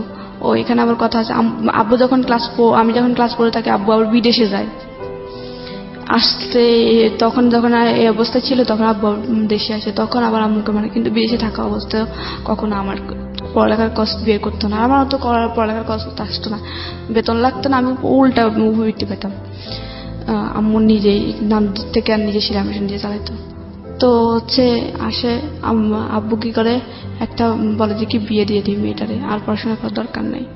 আর আমাদের বাড়িতে আগের যারা বড় আপুরা, তাদেরকে কাউকে 8 পাস করতে দিত না, মানে একটা কুসংস্কার যে মেয়েরা বড় পড়াশোনা করলে খারাপ হয়ে যায়, এই সেই প্রেম টেমে জড়াবে। তারপর ওরা প্রেম টেমে জড়াইছে, কিন্তু মানে ক্লাস 8-এই বিয়ে দিয়ে দিচ্ছে, কাউকে পড়তে নেয়। আমি মাত্র 9-এ গেছি, আমি আর আমার চাচাতো বোনটা, ওই ভাইটা আর পড়াশোনা করে না, ও আমার সাথে যে পড়ছিল ক্লাস 1 থেকে। তখন আমি ক্লাস 10-এ যাই, তারপরে ক্লাস করা শুরু করি না, ক্লাস 3 মাস পর্যন্ত যাই। তারপর 3 মাস পরে নীরু সুস্থ হয়ে, মানে মোটামুটি সুস্থ হয়ে 1 সপ্তাহের গ্যাপে ও বাড়িতে আসে। ডাক্তার বলে যে 1 সপ্তাহ বাড়ি থেকে ঘুরে নিয়ে আসেন। তখন ও 1 সপ্তাহ পরে যখন আসে, ও সবার থেকে শুনে বুঝতে পারে যে আমার এই অবস্থা। ও এসেই 1 ঘন্টা পরে আমার সাথে দেখা করার জন্য বাড়িতে আসে। আর সবাই ওরে দেখে সবাই বাড়িতে চলে আসে, আমাদের বাড়িতে চলে আসে।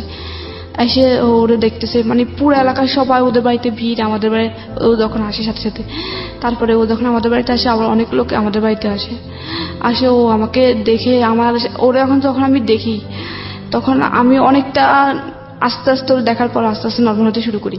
তারপর থেকে ওর গ্যাপে আমার বাড়িতে আসতো। তখন ওর হাইট কেমন ছিল, একদম পুরো চুল পড়ে গেছিল। ও খুব লম্বা ছিল আর ওর খুব হেলদি ছিল, ফিটনেস খুব ভালো ছিল। তার ফিটনেস সব নষ্ট। আমি ওরে দেখে অন্যরকম একদম তাকাই থাকি, কি দেখতেছি আমি তো বুঝতাম। তারপরে ও আমাকে আস্তে আস্তে ওর সাথে চলে। তারপর ডাক্তার যখন আমার আম্মু যখন ডাক্তার দেখে, তারপর বললো যে কি ওর সাথে কথা বলতে দিত। ডাক্তার বলছিল যে নিরুর সাথে কথা বলতে দিও না, কারণ ও নিরুর কারণে এই অবস্থা। ওকে ও যত নিরুকে দেখবে, নিরুর কাছে থাকবে, ও তত স্বাভাবিক হবে ইনশাল্লাহ। তখন আমি ওর নিরুকে দেখার পর আস্তে আস্তে স্বাভাবিক হই। ও আসার পর থেকে ও প্রথম অবস্থায় স্বাভাবিক হয় না, 2-3 বার আসার পর আস্তে আস্তে স্বাভাবিক হয়। তারপর আবার স্কুলে যায়। তারপর ও আবার আগের মতো ওর পড়াশোনা অফ হয়ে যায়। ও তখন ক্লাস 10-এ পরীক্ষা দেওয়ার কথা ছিল, যখন ও অসুস্থ হয় ওর পড়াশোনা অফ হয়ে যায়। তো আমি আবার স্বাভাবিক হওয়ার আবার স্বাভাবিক হই। তারপরে স্কুলে যাওয়া শুরু করি। তারপর স্কুলে ও আবার আগের মতো সাইকেল নিয়ে দৌড়ে যেত। ও সাইকেল চালানো নিষেধ ছিল, তারপরে সাইকেল নিয়ে যাইতো। অনেক সময় ওর কিন্তু প্রায় সময় জ্বর থাকতো, যে ক্যান্সার রোগীদের সবসময় জ্বর থাকে, ওদের গা গরম থাকে। আর ওদের জ্বর হলে ব্লাড হিমোগ্লোবিন কমতে থাকে। তখন আমি ও তারপরে যাইতো জ্বর টর নিয়ে আমার সাথে স্কুলে দৌড়াইতো। ও আর স্কুলে যেত না। তারপরে আমি ওর কোন ক্লাসে পড়তো তখন? ও এসএসসি দেওয়ার কথা ছিল যখন ও অসুস্থ। আর আমি তখন ক্লাস 10-এ উঠতেছি। ওকে। ফাইনাল পরীক্ষা ছিল 9-এর ফাইনাল পরীক্ষা, 10-এ উঠে যাই। আমার পরীক্ষা ছাড়াই 10-এ উঠায় ছাড়া। তারপরে উঠার পরে আবার যখন ক্লাস 10-এ উঠে একটু স্বাভাবিক হই, তারপরে স্কুল ক্লাস করে স্যাররা খুব আদর করতো আমাকে। তো আমাকে একদিন স্যার বললো যে তোমার এম ইন লাইফ কি? আমি তো সবসময় বলতাম যে স্যার আমি আর্মি অফিসার হব। সব সময় আমার ওই আর্মিদের প্রতি খুব ইন্টারেস্টিং ছিলাম। যে একটা যে আর্মি হওয়ার প্রথম কারণ হচ্ছে আইন থাকবে। আইন থাকলে তখন আমার অন্যায় প্রতিবাদ করার একটা ক্ষমতা থাকবে। যে আমার আম্মুর সাথে যে অন্যায়গুলো হয় বা আমার সাথে যেসব হয়েছে ওগুলো করতে পারবে না। অন্তত আর্মি হতে চাইতে এই জন্যই যে যেন ভাইয়ার আর খারাপ ব্যবহার না করে। ভাইয়া হয়তো কি মুখ সামান্য ব্যাপার, যে ডাইনিং টেবিলের উপর যদি শুধু মগে যদি পানি না থাকতো, সাথে সাথে মগটা ভাঙতো, চেয়ারের সাথে বাড়ি মেরে মগটা ভাঙতো।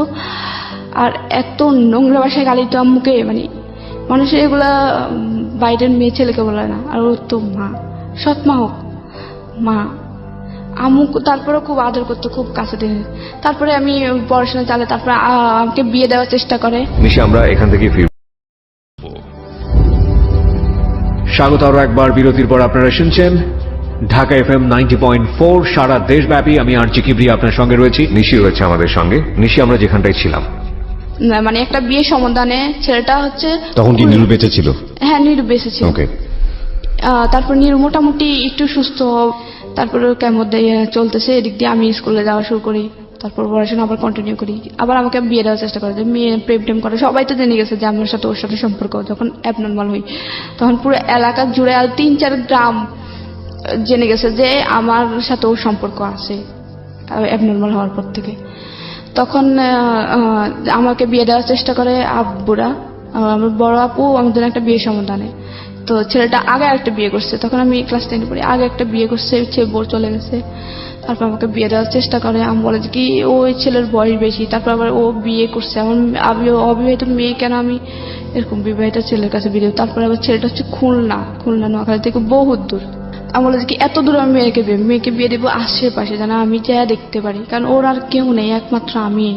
যে একটা ভাই থাকলে আমি দূরে বিয়ে দিতাম, ভাই যায় দেখতো, বাবা থাকলে বাবার যায় দেখতো, ওইভাবে বিয়ে দিতাম। তারপর অনেক কষ্ট বিয়েতে আম্মু ক্যান্সেল করে। ওটার পরে আম্মুকে অনেক খারাপ ব্যবহার করে। আর আম্মু যখন আমি একটু সুস্থ হই তখন থেকে আম্মু যদি আমার হাতে ফোন দেখতো, আম্মু আমাকে ধরেই মারতো। আম্মু চাইতো না আমি নিরুর সাথে কথা বলি, কিন্তু আম্মু নিজেই নিরুর জন্য কোরআন খতম করায়। তারপরে অনেক নামাজ পড়ে, নফল নামাজ পড়ে। নিরুর জন্য যেন নিরু সুস্থ হয়। নিরুকে আম্মু খুব আদর করতো। তারপরে কিন্তু আম্মু চাইতো না যে আমি নিরুর সাথে রিলেশন রাখি। আম্মু আমাকে সবসময় ভাড়া রাখতো যেন আমি ওরে কখনো ভাবে ফোন না দিই। তো নিরু আমার পাশাপাশি যাইতো স্কুলে। তো আমার এলাকায় আমার ওই ভাইটা পুরো দিয়ে গেছে যেন আমাকে কোনোভাবে নিরুর আশেপাশে দেখলে বা নিরু আমার আশেপাশে থাকলে যেন ভাইয়াকে ইনফর্ম করে। আর ভাইয়া ওই এলাকায় একটু রাজনীতিতে প্রভাবশালী ছিল। তো আশেপাশে দিয়ে মানে আমি রাস্তা দিয়ে গেলে যদি কোনোভাবে দেখতো নিরু আমার পাশে এসে বাড়িতে খবর চলে যেত।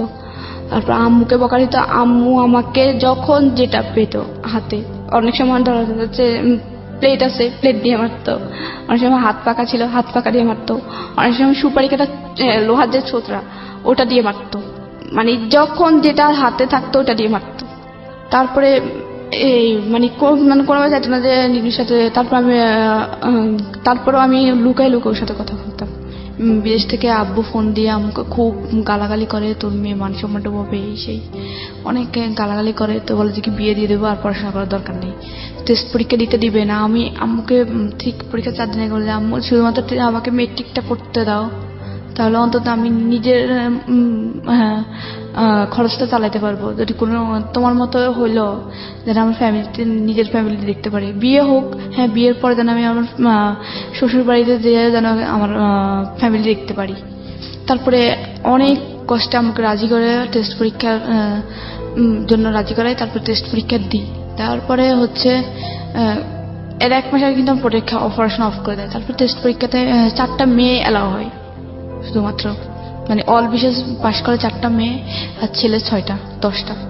তো ওইখানে 4 জনের ভিতরে আমি 2 ছিলাম। তারপরে আম্মু খুশি হয়। তারপরে আমি বলে যে কিনা আমার মেয়েকে আমি পরীক্ষা দেওয়া হবে, ও টাকা না দিলে আমি বাপের বাড়ি থেকে এনে দেওয়াবো। তারপরে আমার ফাইনাল পরীক্ষার জন্য ফর্ম ফিল আপের জন্য টাকা দিবে না, তোর মেয়ে কীভাবে পড়বে আমি জানি না, টাকা পয়সা আমি দেবো না।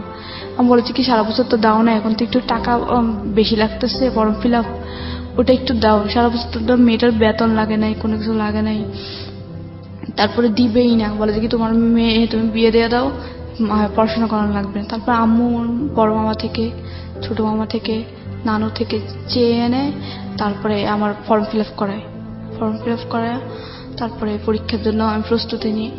তারপর ফাইনাল পরীক্ষা দিই। তো যখন ফাইনাল পরীক্ষা প্রথম দিন আমি আমার পরীক্ষার সময় সবাই আম্মুকে জেঠি চাচি সবাইকে পা ধরে সালাম করে যেতাম। আম্মু শিক্ষা দিয়েছিল সবসময় কারোর সাথে এখন প্রথম ইন্ট্রোডিউসে সালাম দিবা, অনেক বেশি মুরব্বি হলে পা ধরে সালাম করবা, পরীক্ষার সময় পা ধরে সালাম করবা। তারপরে পরীক্ষার সময় আমি ভাইয়াকে সালাম করতে চাই ভাইয়ার রুমে পরীক্ষা ফার্স্ট দিন, যে ভাইয়া পরীক্ষা দিতে, ভাইয়ার সাথে সাথে আমাকে দেখেই কম্বল দিয়ে মুখ ঢাকে ফেলে। তখন শীতকাল ছিল, ফেব্রুয়ারি। পছন্দ করতো না আপনাকে? আমি তারপরে সালাম দিতে গেলাম যে ভাইয়া পরীক্ষা দিতে যাচ্ছি আমি। তারপর ভাইয়া মুখ ঢাকা অবস্থায় ভাইয়া বলি যে ভাই আমি পরীক্ষা দিতে যাচ্ছি, দোয়া করেন। তারপর পরীক্ষা দিতে যাই, যাওয়ার পরে পরীক্ষা দিই কন্টিনিউ। পরীক্ষাটা ওইভাবে কেউ নিয়ে যেত না, তখন আম্মুর কাছে টাকা ছিল না। আম্মু কি করে স্কুল থেকে একটা বাস করে যে এখান থেকে প্রায় অনেক ছেলে মেয়ে একসাথে একই বাসে যাবে আসবে, পরীক্ষা হলে নিয়ে দিয়ে আসবে আবার নিয়ে আসবে একটা বাস। তো আমি ওই বাসে দিয়েছে, কারণ ওই বাসে খরচ কম, এই জন্য কেন। তারপর এইভাবে যাই। আমার খারাপ লাগতো যে পরীক্ষা কেন সবার মা আসতেছে, কারো বাবা আসতেছে, কারো ভাই আসতেছে, কখনো আমার কেউ আসে না। এক একদিন আমার ক্লাসমেটদের আমার বান্ধবীদের এক একজন যাইতো, কিন্তু আমার কেউই আসতো না। তারপরে একদিন নিরু আসে, আমি যখন বললাম যে আমার খারাপ লাগে, তারপর ও ঢাকা থেকে যখন কেমন দিয়ে যায় তারপরে তখন আবার ও যায় কেন্দ্রতে। আচ্ছা, তারপরে পরীক্ষাটা দিই, পরীক্ষার রেজাল্ট আসে, রেজাল্ট তো ভালো হয় না, 4.60 আসে। তারপরে আমি ভাইয়ারে বলি যে ভাইয়া আমি পাশ করছি। আমি বলেছি কি তুমি ভাইয়ারে বলো যে ভাইয়া আমি পাশ করছি। বলি বড় ভাইয়ারে যে ভাইয়া আমি পাশ করছি। ভাইয়া বলে যে কি হ্যাঁ শুনছি, ব্যাস আর কোনো কিছু না। তারপরে আমার খুব খারাপ লাগে যে আমি আমাদের এলাকার মধ্যে ভালো করছি। আমার আগে 2টা মেয়ে ছিল শুধুমাত্র, একটা প্লাস পাইছে আর একটা হচ্ছে 4.83 পাইছে। তারপর আমি ছিলাম 3য়। তারপরে আমার খারাপ লাগে যে আম্মু খুশি, অনেকেই খুশি, আমার ভাই চাচাতো বোনও কিন্তু ভালো রেজাল্ট করে 3.23 পায়। তারপরে এত ভালো রেজাল্টের পরেও ভাইয়া একটু মোটামুটি ভালো গ্রামের জন্য। ভাইয়া একটু বললো না যে ভালো করছি, সামনে আরো ভালো করি। তারপরে আবার বিয়ের জন্য চাপ দেয়। তারপর আমি হচ্ছে কি দেখি যে কি আমার কষ্টকে বিয়ে করবে না, আমি আম্মুকে বলে যে আম্মু সরকারি কলেজে। তো আমরা যে সরকারি কলেজ হচ্ছে জেলা শহরে, তুই এখান থেকে যাবি কিভাবে, আসা যাওয়ার খরচ। বুঝলাম যে কোনো খরচ হবে না, কিন্তু আসা যাওয়ার খরচ, যাতায়াত ভাড়া কোত্থেকে দেবো। বলছে আম্মু একটা ম্যানেজ হয়ে যাবে, তুমি অতটা, শুধুমাত্র আমি বাসে যাবো।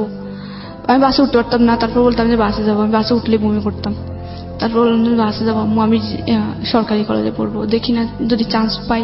চান্স পেলে তো লাগছে, আমার সার্টিফিকেটে থাকবে যে গভর্নমেন্ট ওমেন্স কলেজ, কোনো বেসরকারি কলেজ না। তো আমি বলে যে কি আচ্ছা আম্মু না, হ্যাঁ এর ভিতরে বলে আচ্ছা ঠিক আছে দেখ। তারপর আমি ফর্ম নেওয়ার পরে আমার আসে, তারপরে আসার পরে আমি ভর্তি হই। আর নাম থেকে টাকা এনে আম্মু ভর্তি করাই, আম্মুর কিছু টাকা জমানো ছিল। তারপর আবার ওই যে ক্লাস 10 পরীক্ষার পরে, এসএসসি পরীক্ষার পরে একটা উবৃত্তি দেওয়া হয় জি 2300 টাকার। হ্যাঁ তো আমার খরচ হয়েছিল ভর্তি হইতে 1900 টাকা। তো আমি ওই টাকা দিয়ে ভর্তি, তারপর ওই আসা যাওয়ার খরচ মোটামুটি চলো। তো আব্বু আবার এর ভিতরে আসে, আমার পরীক্ষা মানে ইন্টার মাত্র ভর্তি হয়েছি, 1 মাস গেল, মানে 3-4 দিন আমি কলেজে গেছি।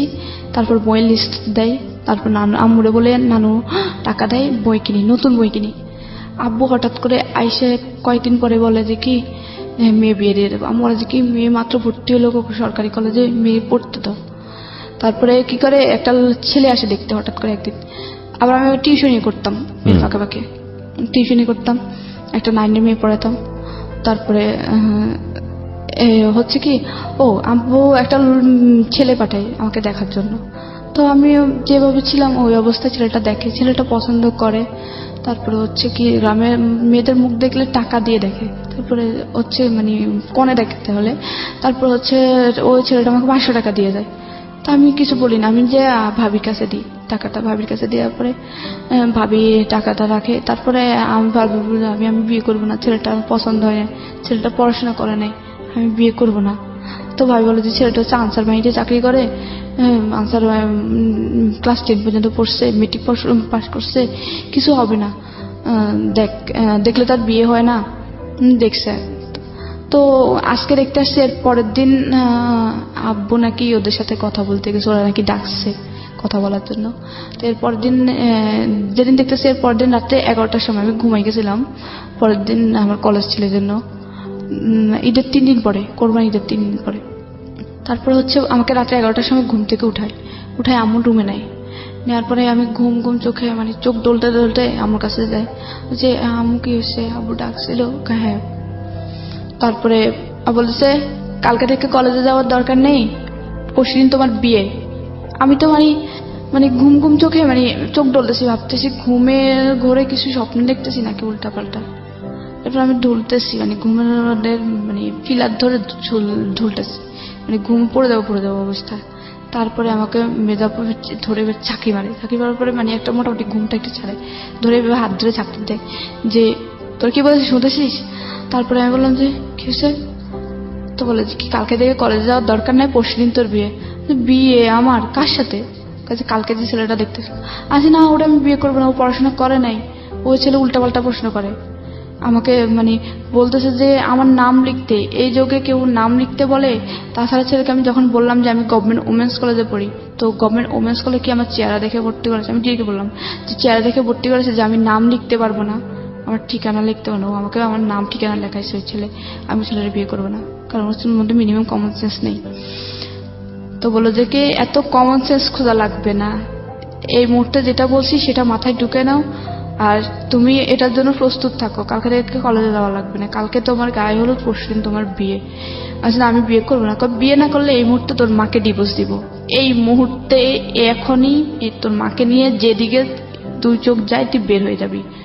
আমি বললাম এখানে মাকে টানতেছেন কি জন্যে? আব্বুরে বললাম আমি বিয়ে করব না, আর আপনি তো আমার খরচ চালাচ্ছেন না পড়াশোনার, আমি আপনাদের বাড়িতে থাকতেছি আর খাইতেছি, ওটা আমি আপনাদের কাজের মেয়ের মতো যতটুকু ঘরের কাজ করে দিচ্ছি, ওই ক্ষেত্রে কাজের মেয়েরা কিন্তু ঘরের থেকে কাজ করে খায়, আবার টাকাও নেয়। আমি তো আপনাদের থেকে 1 পয়সাও নিচ্ছি না, শুধুমাত্র কাজ করে দিচ্ছি টুকটাক, আর খাচ্ছি আর থাকতেছি, এইটুকুই। তো পড়াশোনার খরচটা তো চালাচ্ছেন না, তো পড়াশোনাটা করতে দেন। তো বলে যে কি না পড়াশোনা করা লাগবে না, আমি যেটা করলাম আমি কথা দিয়ে আসছি বিয়ে যদি না করতে চাও এই মুহূর্তে তালাক দিব। ইভেন উনি তালাকের কাগজ প্রিন্ট করে নিয়ে আসে, এতটাই ক্রেজি ছিল।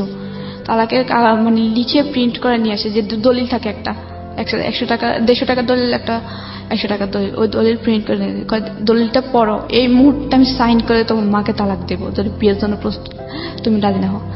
তখন আমি আম্মুর দিকে তাকাচ্ছি, আম্মু কান্নাকাটি করতেছে।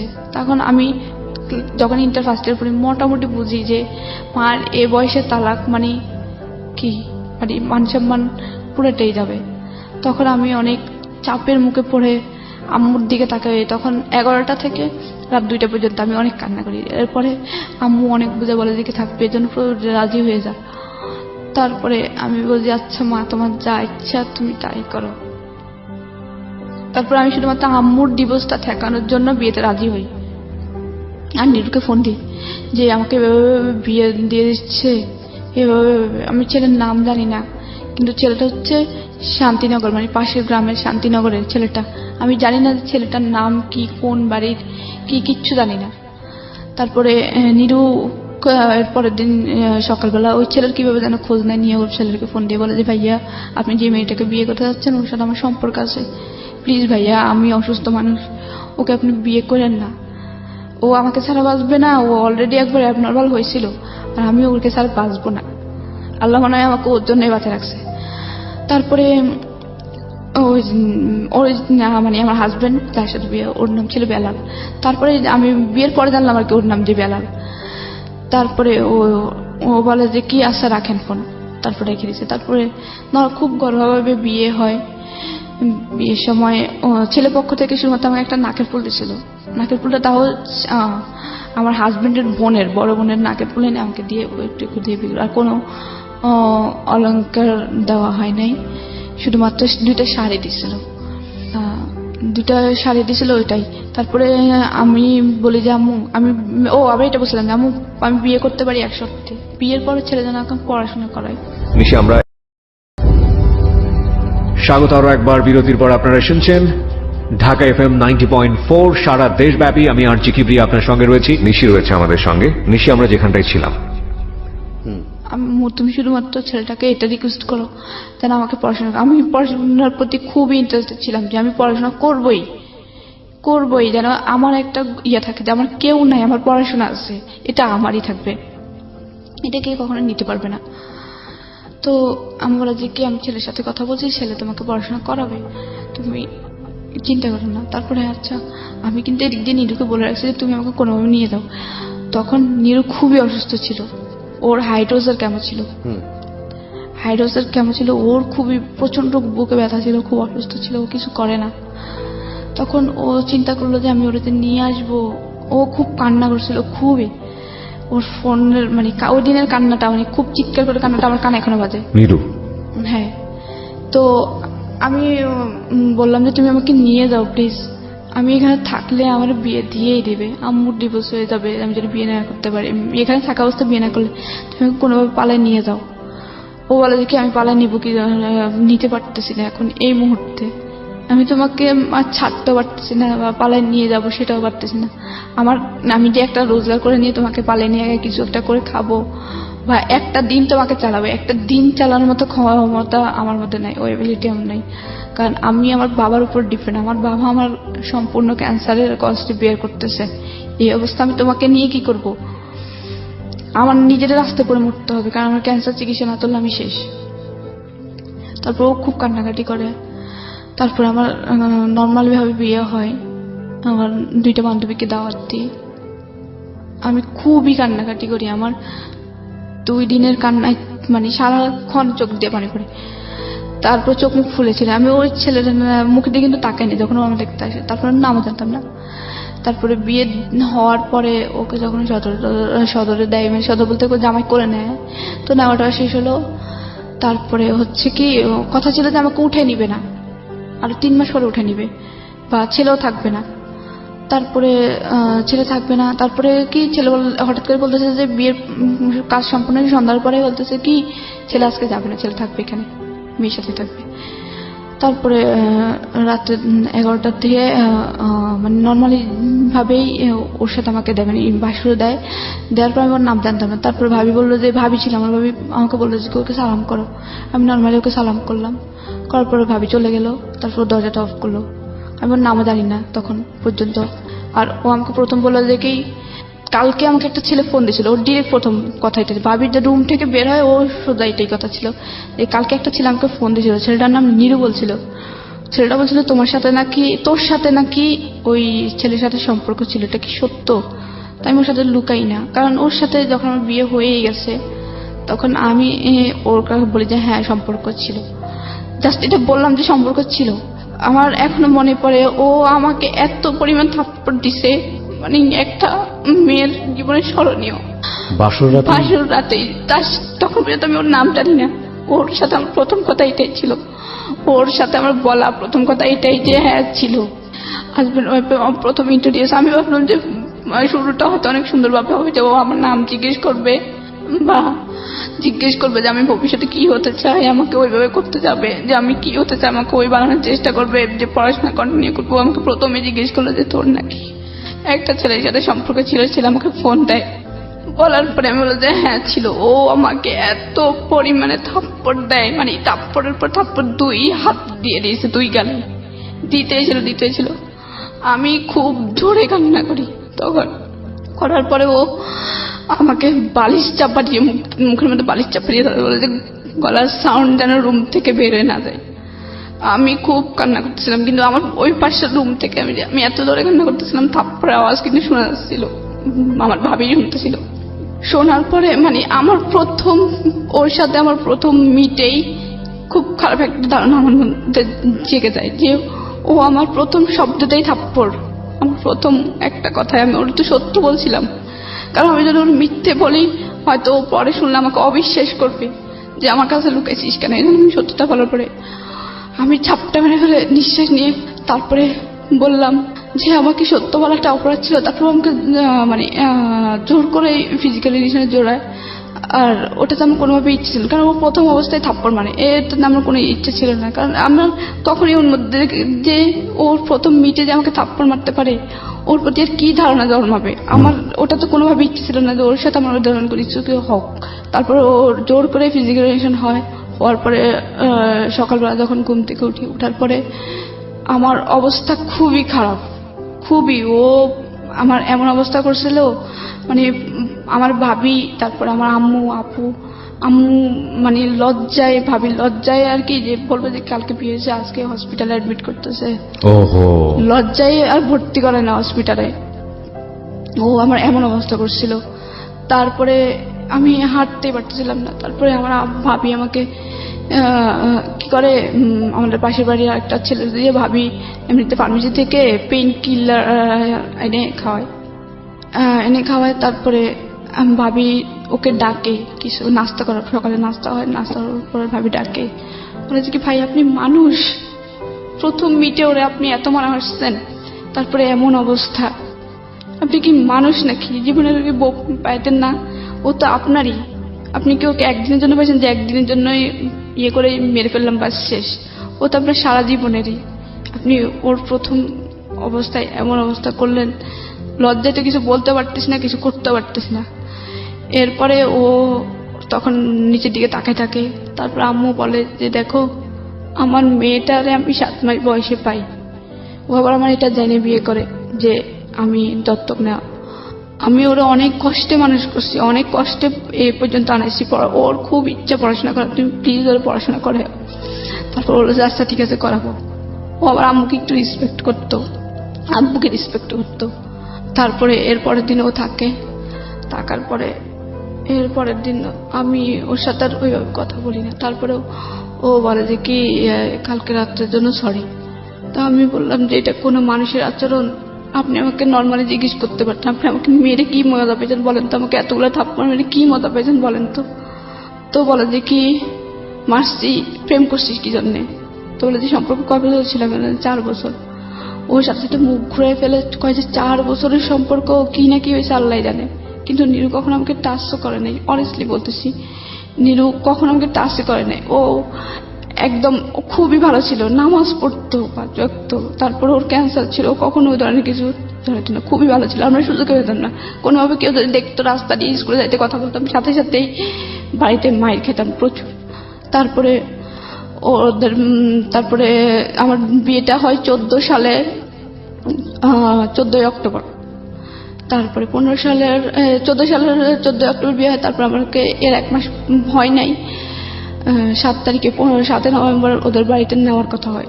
তারপরে নিয়ে যাবে, তো আবার তখনই চলে যাবে। বিয়ের 2 দিন পরে আবার চট্টগ্রাম চলে আসা, ডিউটি চট্টগ্রাম বন্দরে ছিল, আনসার বাহিনীতে ছিল, তো চলে যায়। এরপরে ও ফোন দিয়ে বলে যে কি পড়াশোনা অফ। আমি তো পুরো আকাশ থেকে পড়লাম যে ও বলছিল যে পড়াশোনা করাবে, আম্মুরে বলছিল, ও আম্মুকে অর্ডার দিয়েছিল আমার নতুন বই, একদম বইটা আমি 2 দিন আগে কিনছিলাম, ঠিক নানা থেকে টাকা নিয়ে 2 দিন আগে কেনা বই। আমার খুব খারাপ লাগতো বইগুলোর দিকে তাকায়, যে আমার খুব স্বপ্ন ছিল যে সায়েন্স থেকে পড়বো। আম্মু ফিনান্সিয়াল প্রবলেমের কারণে আমার সায়েন্সে দেয় নাই, তারপর আমি কমার্স নিয়ে পড়ি। তারপর আমার স্বপ্ন ছিল যে আমি আর্মি অফিসার হব, বিয়ের পরে ডিফেন্সের লোক নেয় না।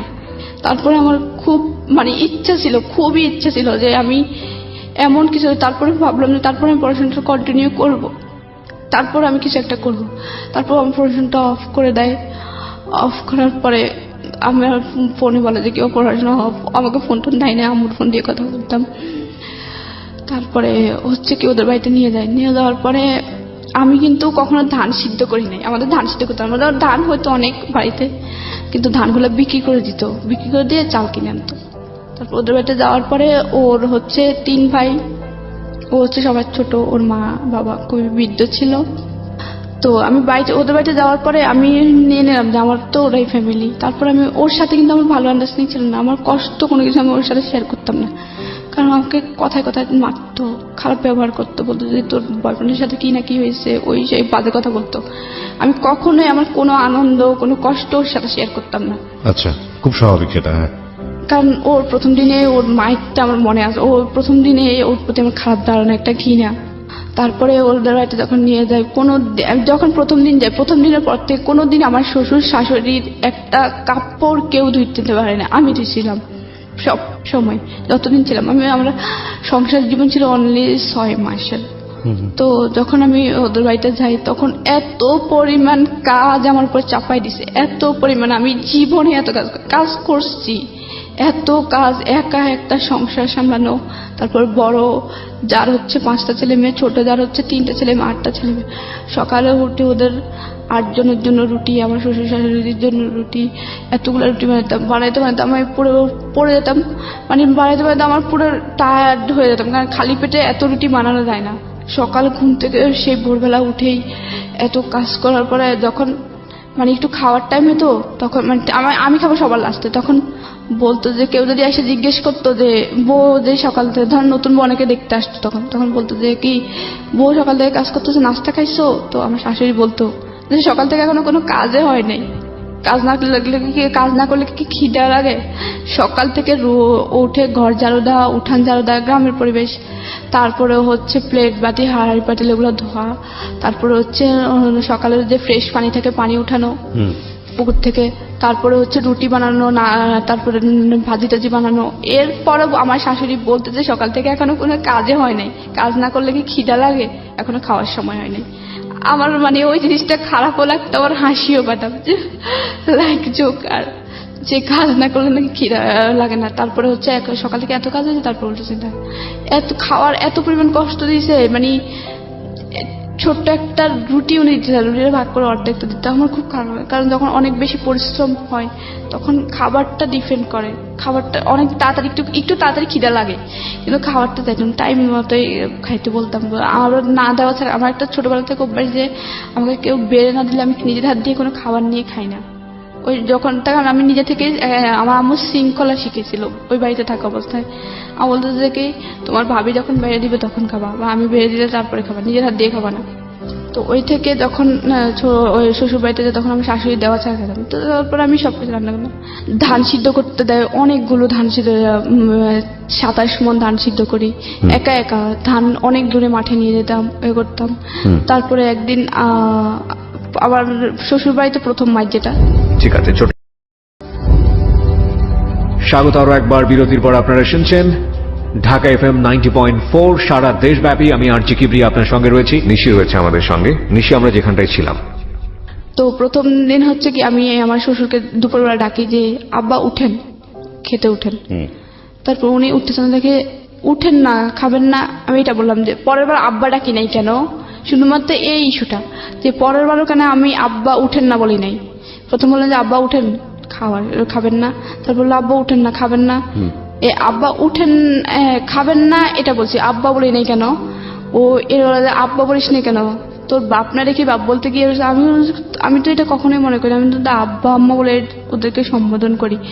এটা তো আমি ওনাকে এটা বলি না। আর সব কথাই কিন্তু বাবা বলা লাগে না। আমি যখন কাউকে ডাকি যে একবার নাম ধরলে সব জায়গায় নাম ধরতে হয়, ঠিক এটাও কিন্তু একটা নাম হিসেবে ব্যবহার হয় যে আব্বা উঠেন না, আব্বা খাবেন না, আব্বা আব্বা বলা লাগে, একবার আব্বা বললেই তো হয়। ও আমাকে সাথে সাথে ওই যে নারকেল গাছের যে গোদা থাকে এত মারা মারছে, ওরা যে কি আব্বা ডাকিস না, আমার বলে যে কি সব কথা বলা লাগে, তুই কি অনেক বেশি বুঝিস, এত মারা মারছে। এরপরে আমি পাটি বুনতে পারতাম, যে শীতল পাটি। তখন আমাকে হয়তো মাস শেষ হলে 2 দিনের জন্য বাড়িতে যেতে দিত আমার কাছে। তো মাস শেষ হয়েছে, আমি বললাম যে বাড়িতে যাব কালকে, যাব কি? তো বলে যে কি আচ্ছা যাইস। তারপরে যখন আমার শাশুড়ি জিজ্ঞেস করলো তুমি কি পাটি বুনতে পারো, আমি বলছি হ্যাঁ পারি, কিন্তু এমনিতে কারো থেকে শিখি নাই। বড় আপু পারতো, কিন্তু বড় আপু কখনো আমার শিখেতো না, উনি আমার সামনে বানাতো না। এমনিতে আমি দেখে দেখে পারি, যে পাটি বানানো শেষ হয়ে গেছে, পাটিটা টানায় রাখছে, ওখান থেকে দেখে দেখে পারতাম, শিখে গেছি। ও বলার পরে সাথে সাথে ও পাটি বানার যে গাছ থাকে ওই গাছ কাটা শুরু করে দিয়েছে, যেন আমি বাড়িতে না যেতে পারি। তারপরে আমার বাড়িতে যেতে খুব বিয়ে করতো, কারণ এখানে আমি খুবই অত্যাচারিত হতাম, খুব মারতো। আর আমার শাশুড়ি খুব মিথ্যে কথা বলতো ওর কাছে। তারপরে পাটি বোনার গাছ কাটে, তারপরে আর যাওয়া হয় না বাড়িতে। তারপরে ওগুলো ছিলে টেলে শুকিয়ে টুকে পাটি বানাতাম। একটা পাটি বানাতাম 5 আছে 6টা, একটা বানাইছে, আর একটা বানানো অর্ধেকটা বানাইছে। বানানোর পরে ও আমার শাশুড়ি প্রতিনিয়ত মিথ্যে কথা বলে, ওই জন্যই আমাকে ওর চিটাগং থাকা অবস্থায় আমার সাথে খারাপ ব্যবহার করতো। তারপরে একদিন সন্ধ্যার সময় পাটি বুনতেছি, বোনার পরে মাগরিব আজান দিয়ে উঠে যেতাম যে আর নামাজ পড়তে হবে। তো মাগরিব আজান দিয়েছে, আমি উঠছি, তখনই ও ফোন দিয়েছে। ফোন দেওয়ার পরে তখন আমি ফোন রিসিভ করে কথা বললাম। তারপরে কথা বলে ও বলেছে কি মার কাছে দাও, তো মার কাছে দিলাম। ওরা আমার সাথে কথা বলছে। তো আমি অনেকক্ষণ তো মানে নিচে বসেছিলাম, মাটিতে বসেছিলাম তো পাথরে। এখন আমার কোমরা থাকতেছি, একটু খাটে বসলাম, আমার শাশুড়ির খাটে। তো উনি নিচে বসে নামাজ পড়বে বলে বসে আছে তফসিলে। উনি নামাজের বিছনায় বলেছে তোর বউ এখনো পর্যন্ত একটা পাতি মানে বিছনার একটা পাতা গাঁথে নেই, চিকন যে পাতা থাকে ওই পাতা একটাও গাঁথে নাই। ও সারাদিন একটা কাজও করে না, একটা পাতাও গাঁথে নেই। আমি মাত্র পাতা গেঁথে উঠলাম, মাত্র ও ফোন দেওয়ার পরে উঠলাম। মাগরিব আজান দিচ্ছে, এখন নামাজ পড়তে হবে, হাঁস মুরগি ঢুকাতে হবে, তারপর পানি টানি ঢুকাতে হবে, এজন্য। তো উনি এটা বলে তারপর বললো যে ও মানে ফোনে একটু ভলিউম বড় ছিল, শোনা যাচ্ছিল যে ও কি বলতেছে। তারপর বলছে ও একটা কাজ করে না, কমপ্লেইন করেছে আপনারা এগেইনস্টে। হ্যাঁ, কমপ্লেইন করার পরে তারপরে উনি যখন ফোনটা খাটের উপরে রাখবো, নিচে বসে নাও চলতেছিল, নিচে থেকে ফোনটা উপরে রাখতে যে দেখে যে আমি খাটের উপরে বসে আছি। আমি কিছু মনে করি হাসতেছি ওনার দিকে তাকায় যে উনি মিথ্যে কথা বলতেছে। শাশুড়ি? হ্যাঁ, উনি আমাকে দেখে একটু থতমত খেয়ে যায় যে মিথ্যে বললো, নামাজের পার্টিতে বসে আমাদের পার্টিতে বসে মিথ্যে বললো, একটু শুধু মতো খেয়ে দেয়। তখন দেখা যায় আমি ওনার দিকে তাকায় হাসতেছি। তখন আমি মানে কেন জানি খুব হাসি আসলো যে উনি নামাজের পার্টিতে বসে মিথ্যে কথা বলতেছে, তাও আমি মাত্র উঠলাম পার্টি বানায়। একটা 5 হাতে 6 হাতে পার্টি বানতে অনেক সময় লাগে। পার্টিকে আপনারা বিক্রি করতেন? না, বিক্রি করতে বলতে কি ওই তখন পার্টি ছিল না, খাটের মধ্যে বিছানা আমাদের নিজেরা ব্যবহার করার জন্য। নিজেদের ব্যবহার জন্য, আমার বড় ননসের জন্য, ছোট ননসের জন্য 2টা বানাইতে হবে, আর আমাদের জন্য। তো তখন উনি মিথ্যা কথা বলার আমি হাসলাম, উনি আমার দিকে তাকাই এবার হাসি দিল। হাসি দেওয়ার পরে তারপরে নামাজের পরে ও তো জানে আমি এখন নামাজ পড়বো, তো নামাজ পড়লাম, কাজটা শেষ করলাম। শেষ করার তারপরে পরে ও ফোন দিচ্ছে, ফোন দিয়ে বলে কি তুই নাকি একটা কাজ করিস না, মা বসে বসে পার্টি বানায়। তারপরে বললাম তোমার মাকে চোখে দেখে পার্টি বনবে, এটা বললাম। তোমার তো চোখে দেখে না, পার্টি বনবে কিভাবে? তাহলে একটা পার্টি যে বোনা হয়েছে ওটা কে বনছে বলো তো? আর একটা পার্টি যে অর্ধেকটা বানাইছে, 3 হাত বানানো হয়েছে, তাহলে ওটা কে বানাইছে বলো তো? তখনই আমার শাশুড়ি এসে আমার ফোন আমার হাত থেকে নিয়ে যাবে, বলে যে কি এই সগলখোর দুঞ্চা মানে যাতা বলতেছে। আমি সগলখোর কাকে বলে আপনি জানেন? সগলখোর তো আপনি করছেন, আমি করি নাই। আমি তোর কাছে কোনো মিথ্যে কথা বলি নাই, আপনি মিথ্যে কথা বলতেন। এখন ও মিথ্যাটা, ও আপনার কাছে মিথ্যে কথা বললেন, আমি তো আপনাকে এটা বলি যে আপনি মিথ্যে কথা কেন বললেন। আমি শুধু এটা বললাম যে পার্টিটা যদি আমি না বলি তাহলে পার্টি একটা বানানো হয়েছে, মানে 6 হাতে 5 হাতে পার্টি বনতে কি কম সময় লাগে? এই পার্টিটা বনেছে কে? আর এখন যে 3 হাতে একটা বানানো হয়েছে ওইটা বানাইছে কে? তারপরে আমি এইসব কিছু মনে করতাম না, জানতাম যে আমারই সংসার, আমাকে সবাই বলতো যে আমার সংসার তুমি, তোমার সংসার তুমি তো করবে। তো আমি বলতাম যে আমার সংসার আমি করি। তারপরে করতাম, কিন্তু আমার সব সময় একটা আফসোস থাকতো। আমি মাঝে মাঝে যদি ওর একটু মাইন্ড ভালো হইতো তখন আমি বলতাম যে আমি পড়াশোনা তো করি, আমার ফার্স্ট ইয়ার ফাইনাল চলে আসছে, আমি কলেজে যাই, আমি পরীক্ষাটা দিই, সেকেন্ড ইয়ারে ভর্তি হব। ও বলতো যে কি না, দরকার নেই, পড়াশোনা করা লাগবে না, পড়াশোনা করবা ছেলে মেয়ে হওয়ার পরে। তারপরে হচ্ছে কি ও চাইতে যে তাড়াতাড়ি বাচ্চা দিতে। আমি বললাম যে আম্মু, তখন আমার মানে স্বাস্থ্য আগে ভালো ছিল, তখন ওদের বাড়িতে এত কাজ করার পর আমার স্বাস্থ্য অনেক খারাপ হয়ে যায়, অনেক ওয়েট কমে যায়। করে দেওয়ার পর আম্মু বলে যে কি, ওরে বলে যে বাচ্চা কাচ্চা নিও না, নিশি এখন ছোট তো, ওর এখন মানে স্বাস্থ্য খুব খারাপ, বাচ্চা কাচ্চা নিও না। তারপর বাচ্চা নেওয়ার চেষ্টা করে। তারপর ও সবসময় সন্দেহ করতো কি আমি নিরুকে ফোন দিই, কিন্তু আমি নিরু কখনো ফোন দিতাম না। তারপরে হচ্ছে আমি চিন্তা করি যে এভাবে লাইফ চলে না, কারণ আমি মোটামুটি পড়াশোনা করছি। আমি চাই না যে অন্যদের মতো এরকম আমার লাইফটা কাটুক, যে সারা জীবন যন্ত্রণা, ছোট থেকে কিন্তু যন্ত্রণা ভোগ করে চাই না যেরকম। তারপরে আমি ফেসবুক, আমার ফোন দিয়ে ফেসবুকে ঢুকতাম, মাঝে মাঝে আমার আইডি ছিল। তো আসলে একটা আপুর সাথে যোগাযোগ, আপুরে বলার পরে আপু বলে যে কি তুমি চলে আসো, এভাবে লাইফ চাই না, তোমার সারা জীবন এভাবে কাটতে হবে। তারপর আমি 6 মাসের মাথায় এই অচেনা একজন মানুষের কথা শুনে চলে আসলেন। হ্যাঁ, তো আপুকে আমি প্রায় সময় বাড়িতে গেলে নক করতাম যে আপু এমন এভাবে চলতেছে, এই মাসে এরকম এরকম। ও আমাকে একটু ইস্যু নিয়ে এত মারতো, আর হচ্ছে আবার ফোন করে বসে যে আমি জানি, কিন্তু আমার কথা হচ্ছে চলে আসলেন কিনা, এই আপুটার ক্ষেত্রে চলে আসলেন হ্যাঁ, ঢাকাতে? চলে আসি। তারপর হচ্ছে ও 3 লাখ টাকা চাই, দুবাই যাবে, ও আনসার চাকরি করবে না।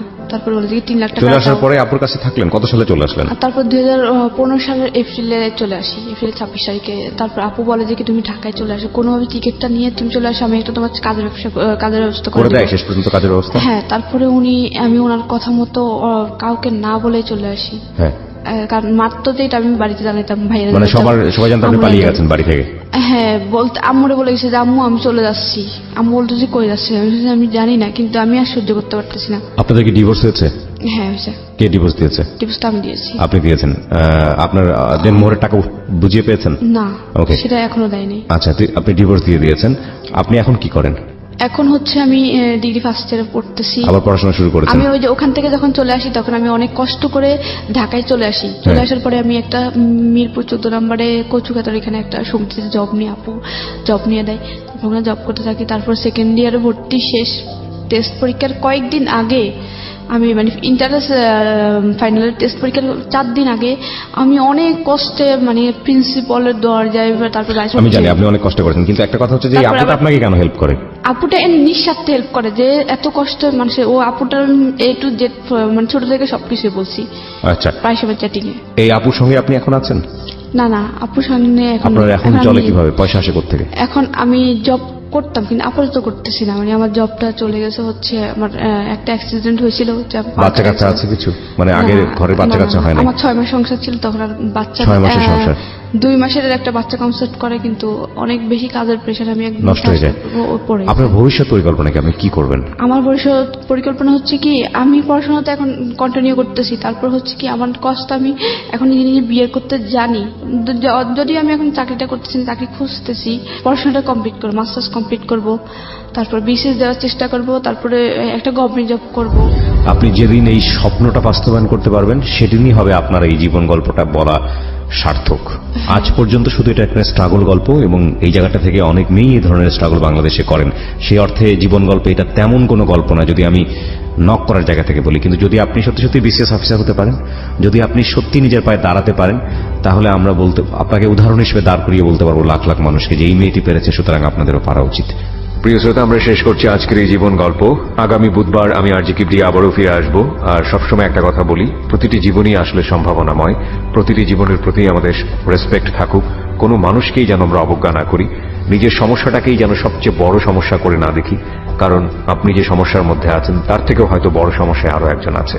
সুতরাং মানুষের পাশে গিয়ে যেন দাঁড়াই, অন্যের আনন্দে যেন আনন্দিত হই, অন্যের দুঃখে যেন দুঃখিত হই। সবসময় মনে রাখবেন প্রতিটি মানুষই ভুল করে, প্রতিটি মানুষই ভালো করে। সুতরাং ভুল ত্রুটির ঊর্ধ্বে নয় মানুষ, এবং মানুষকে যেন সেই প্রাপ্য সম্মানটা আমরা দিই। অনেক ভালো থাকুন। আজকের মতো শুভরাত্রি।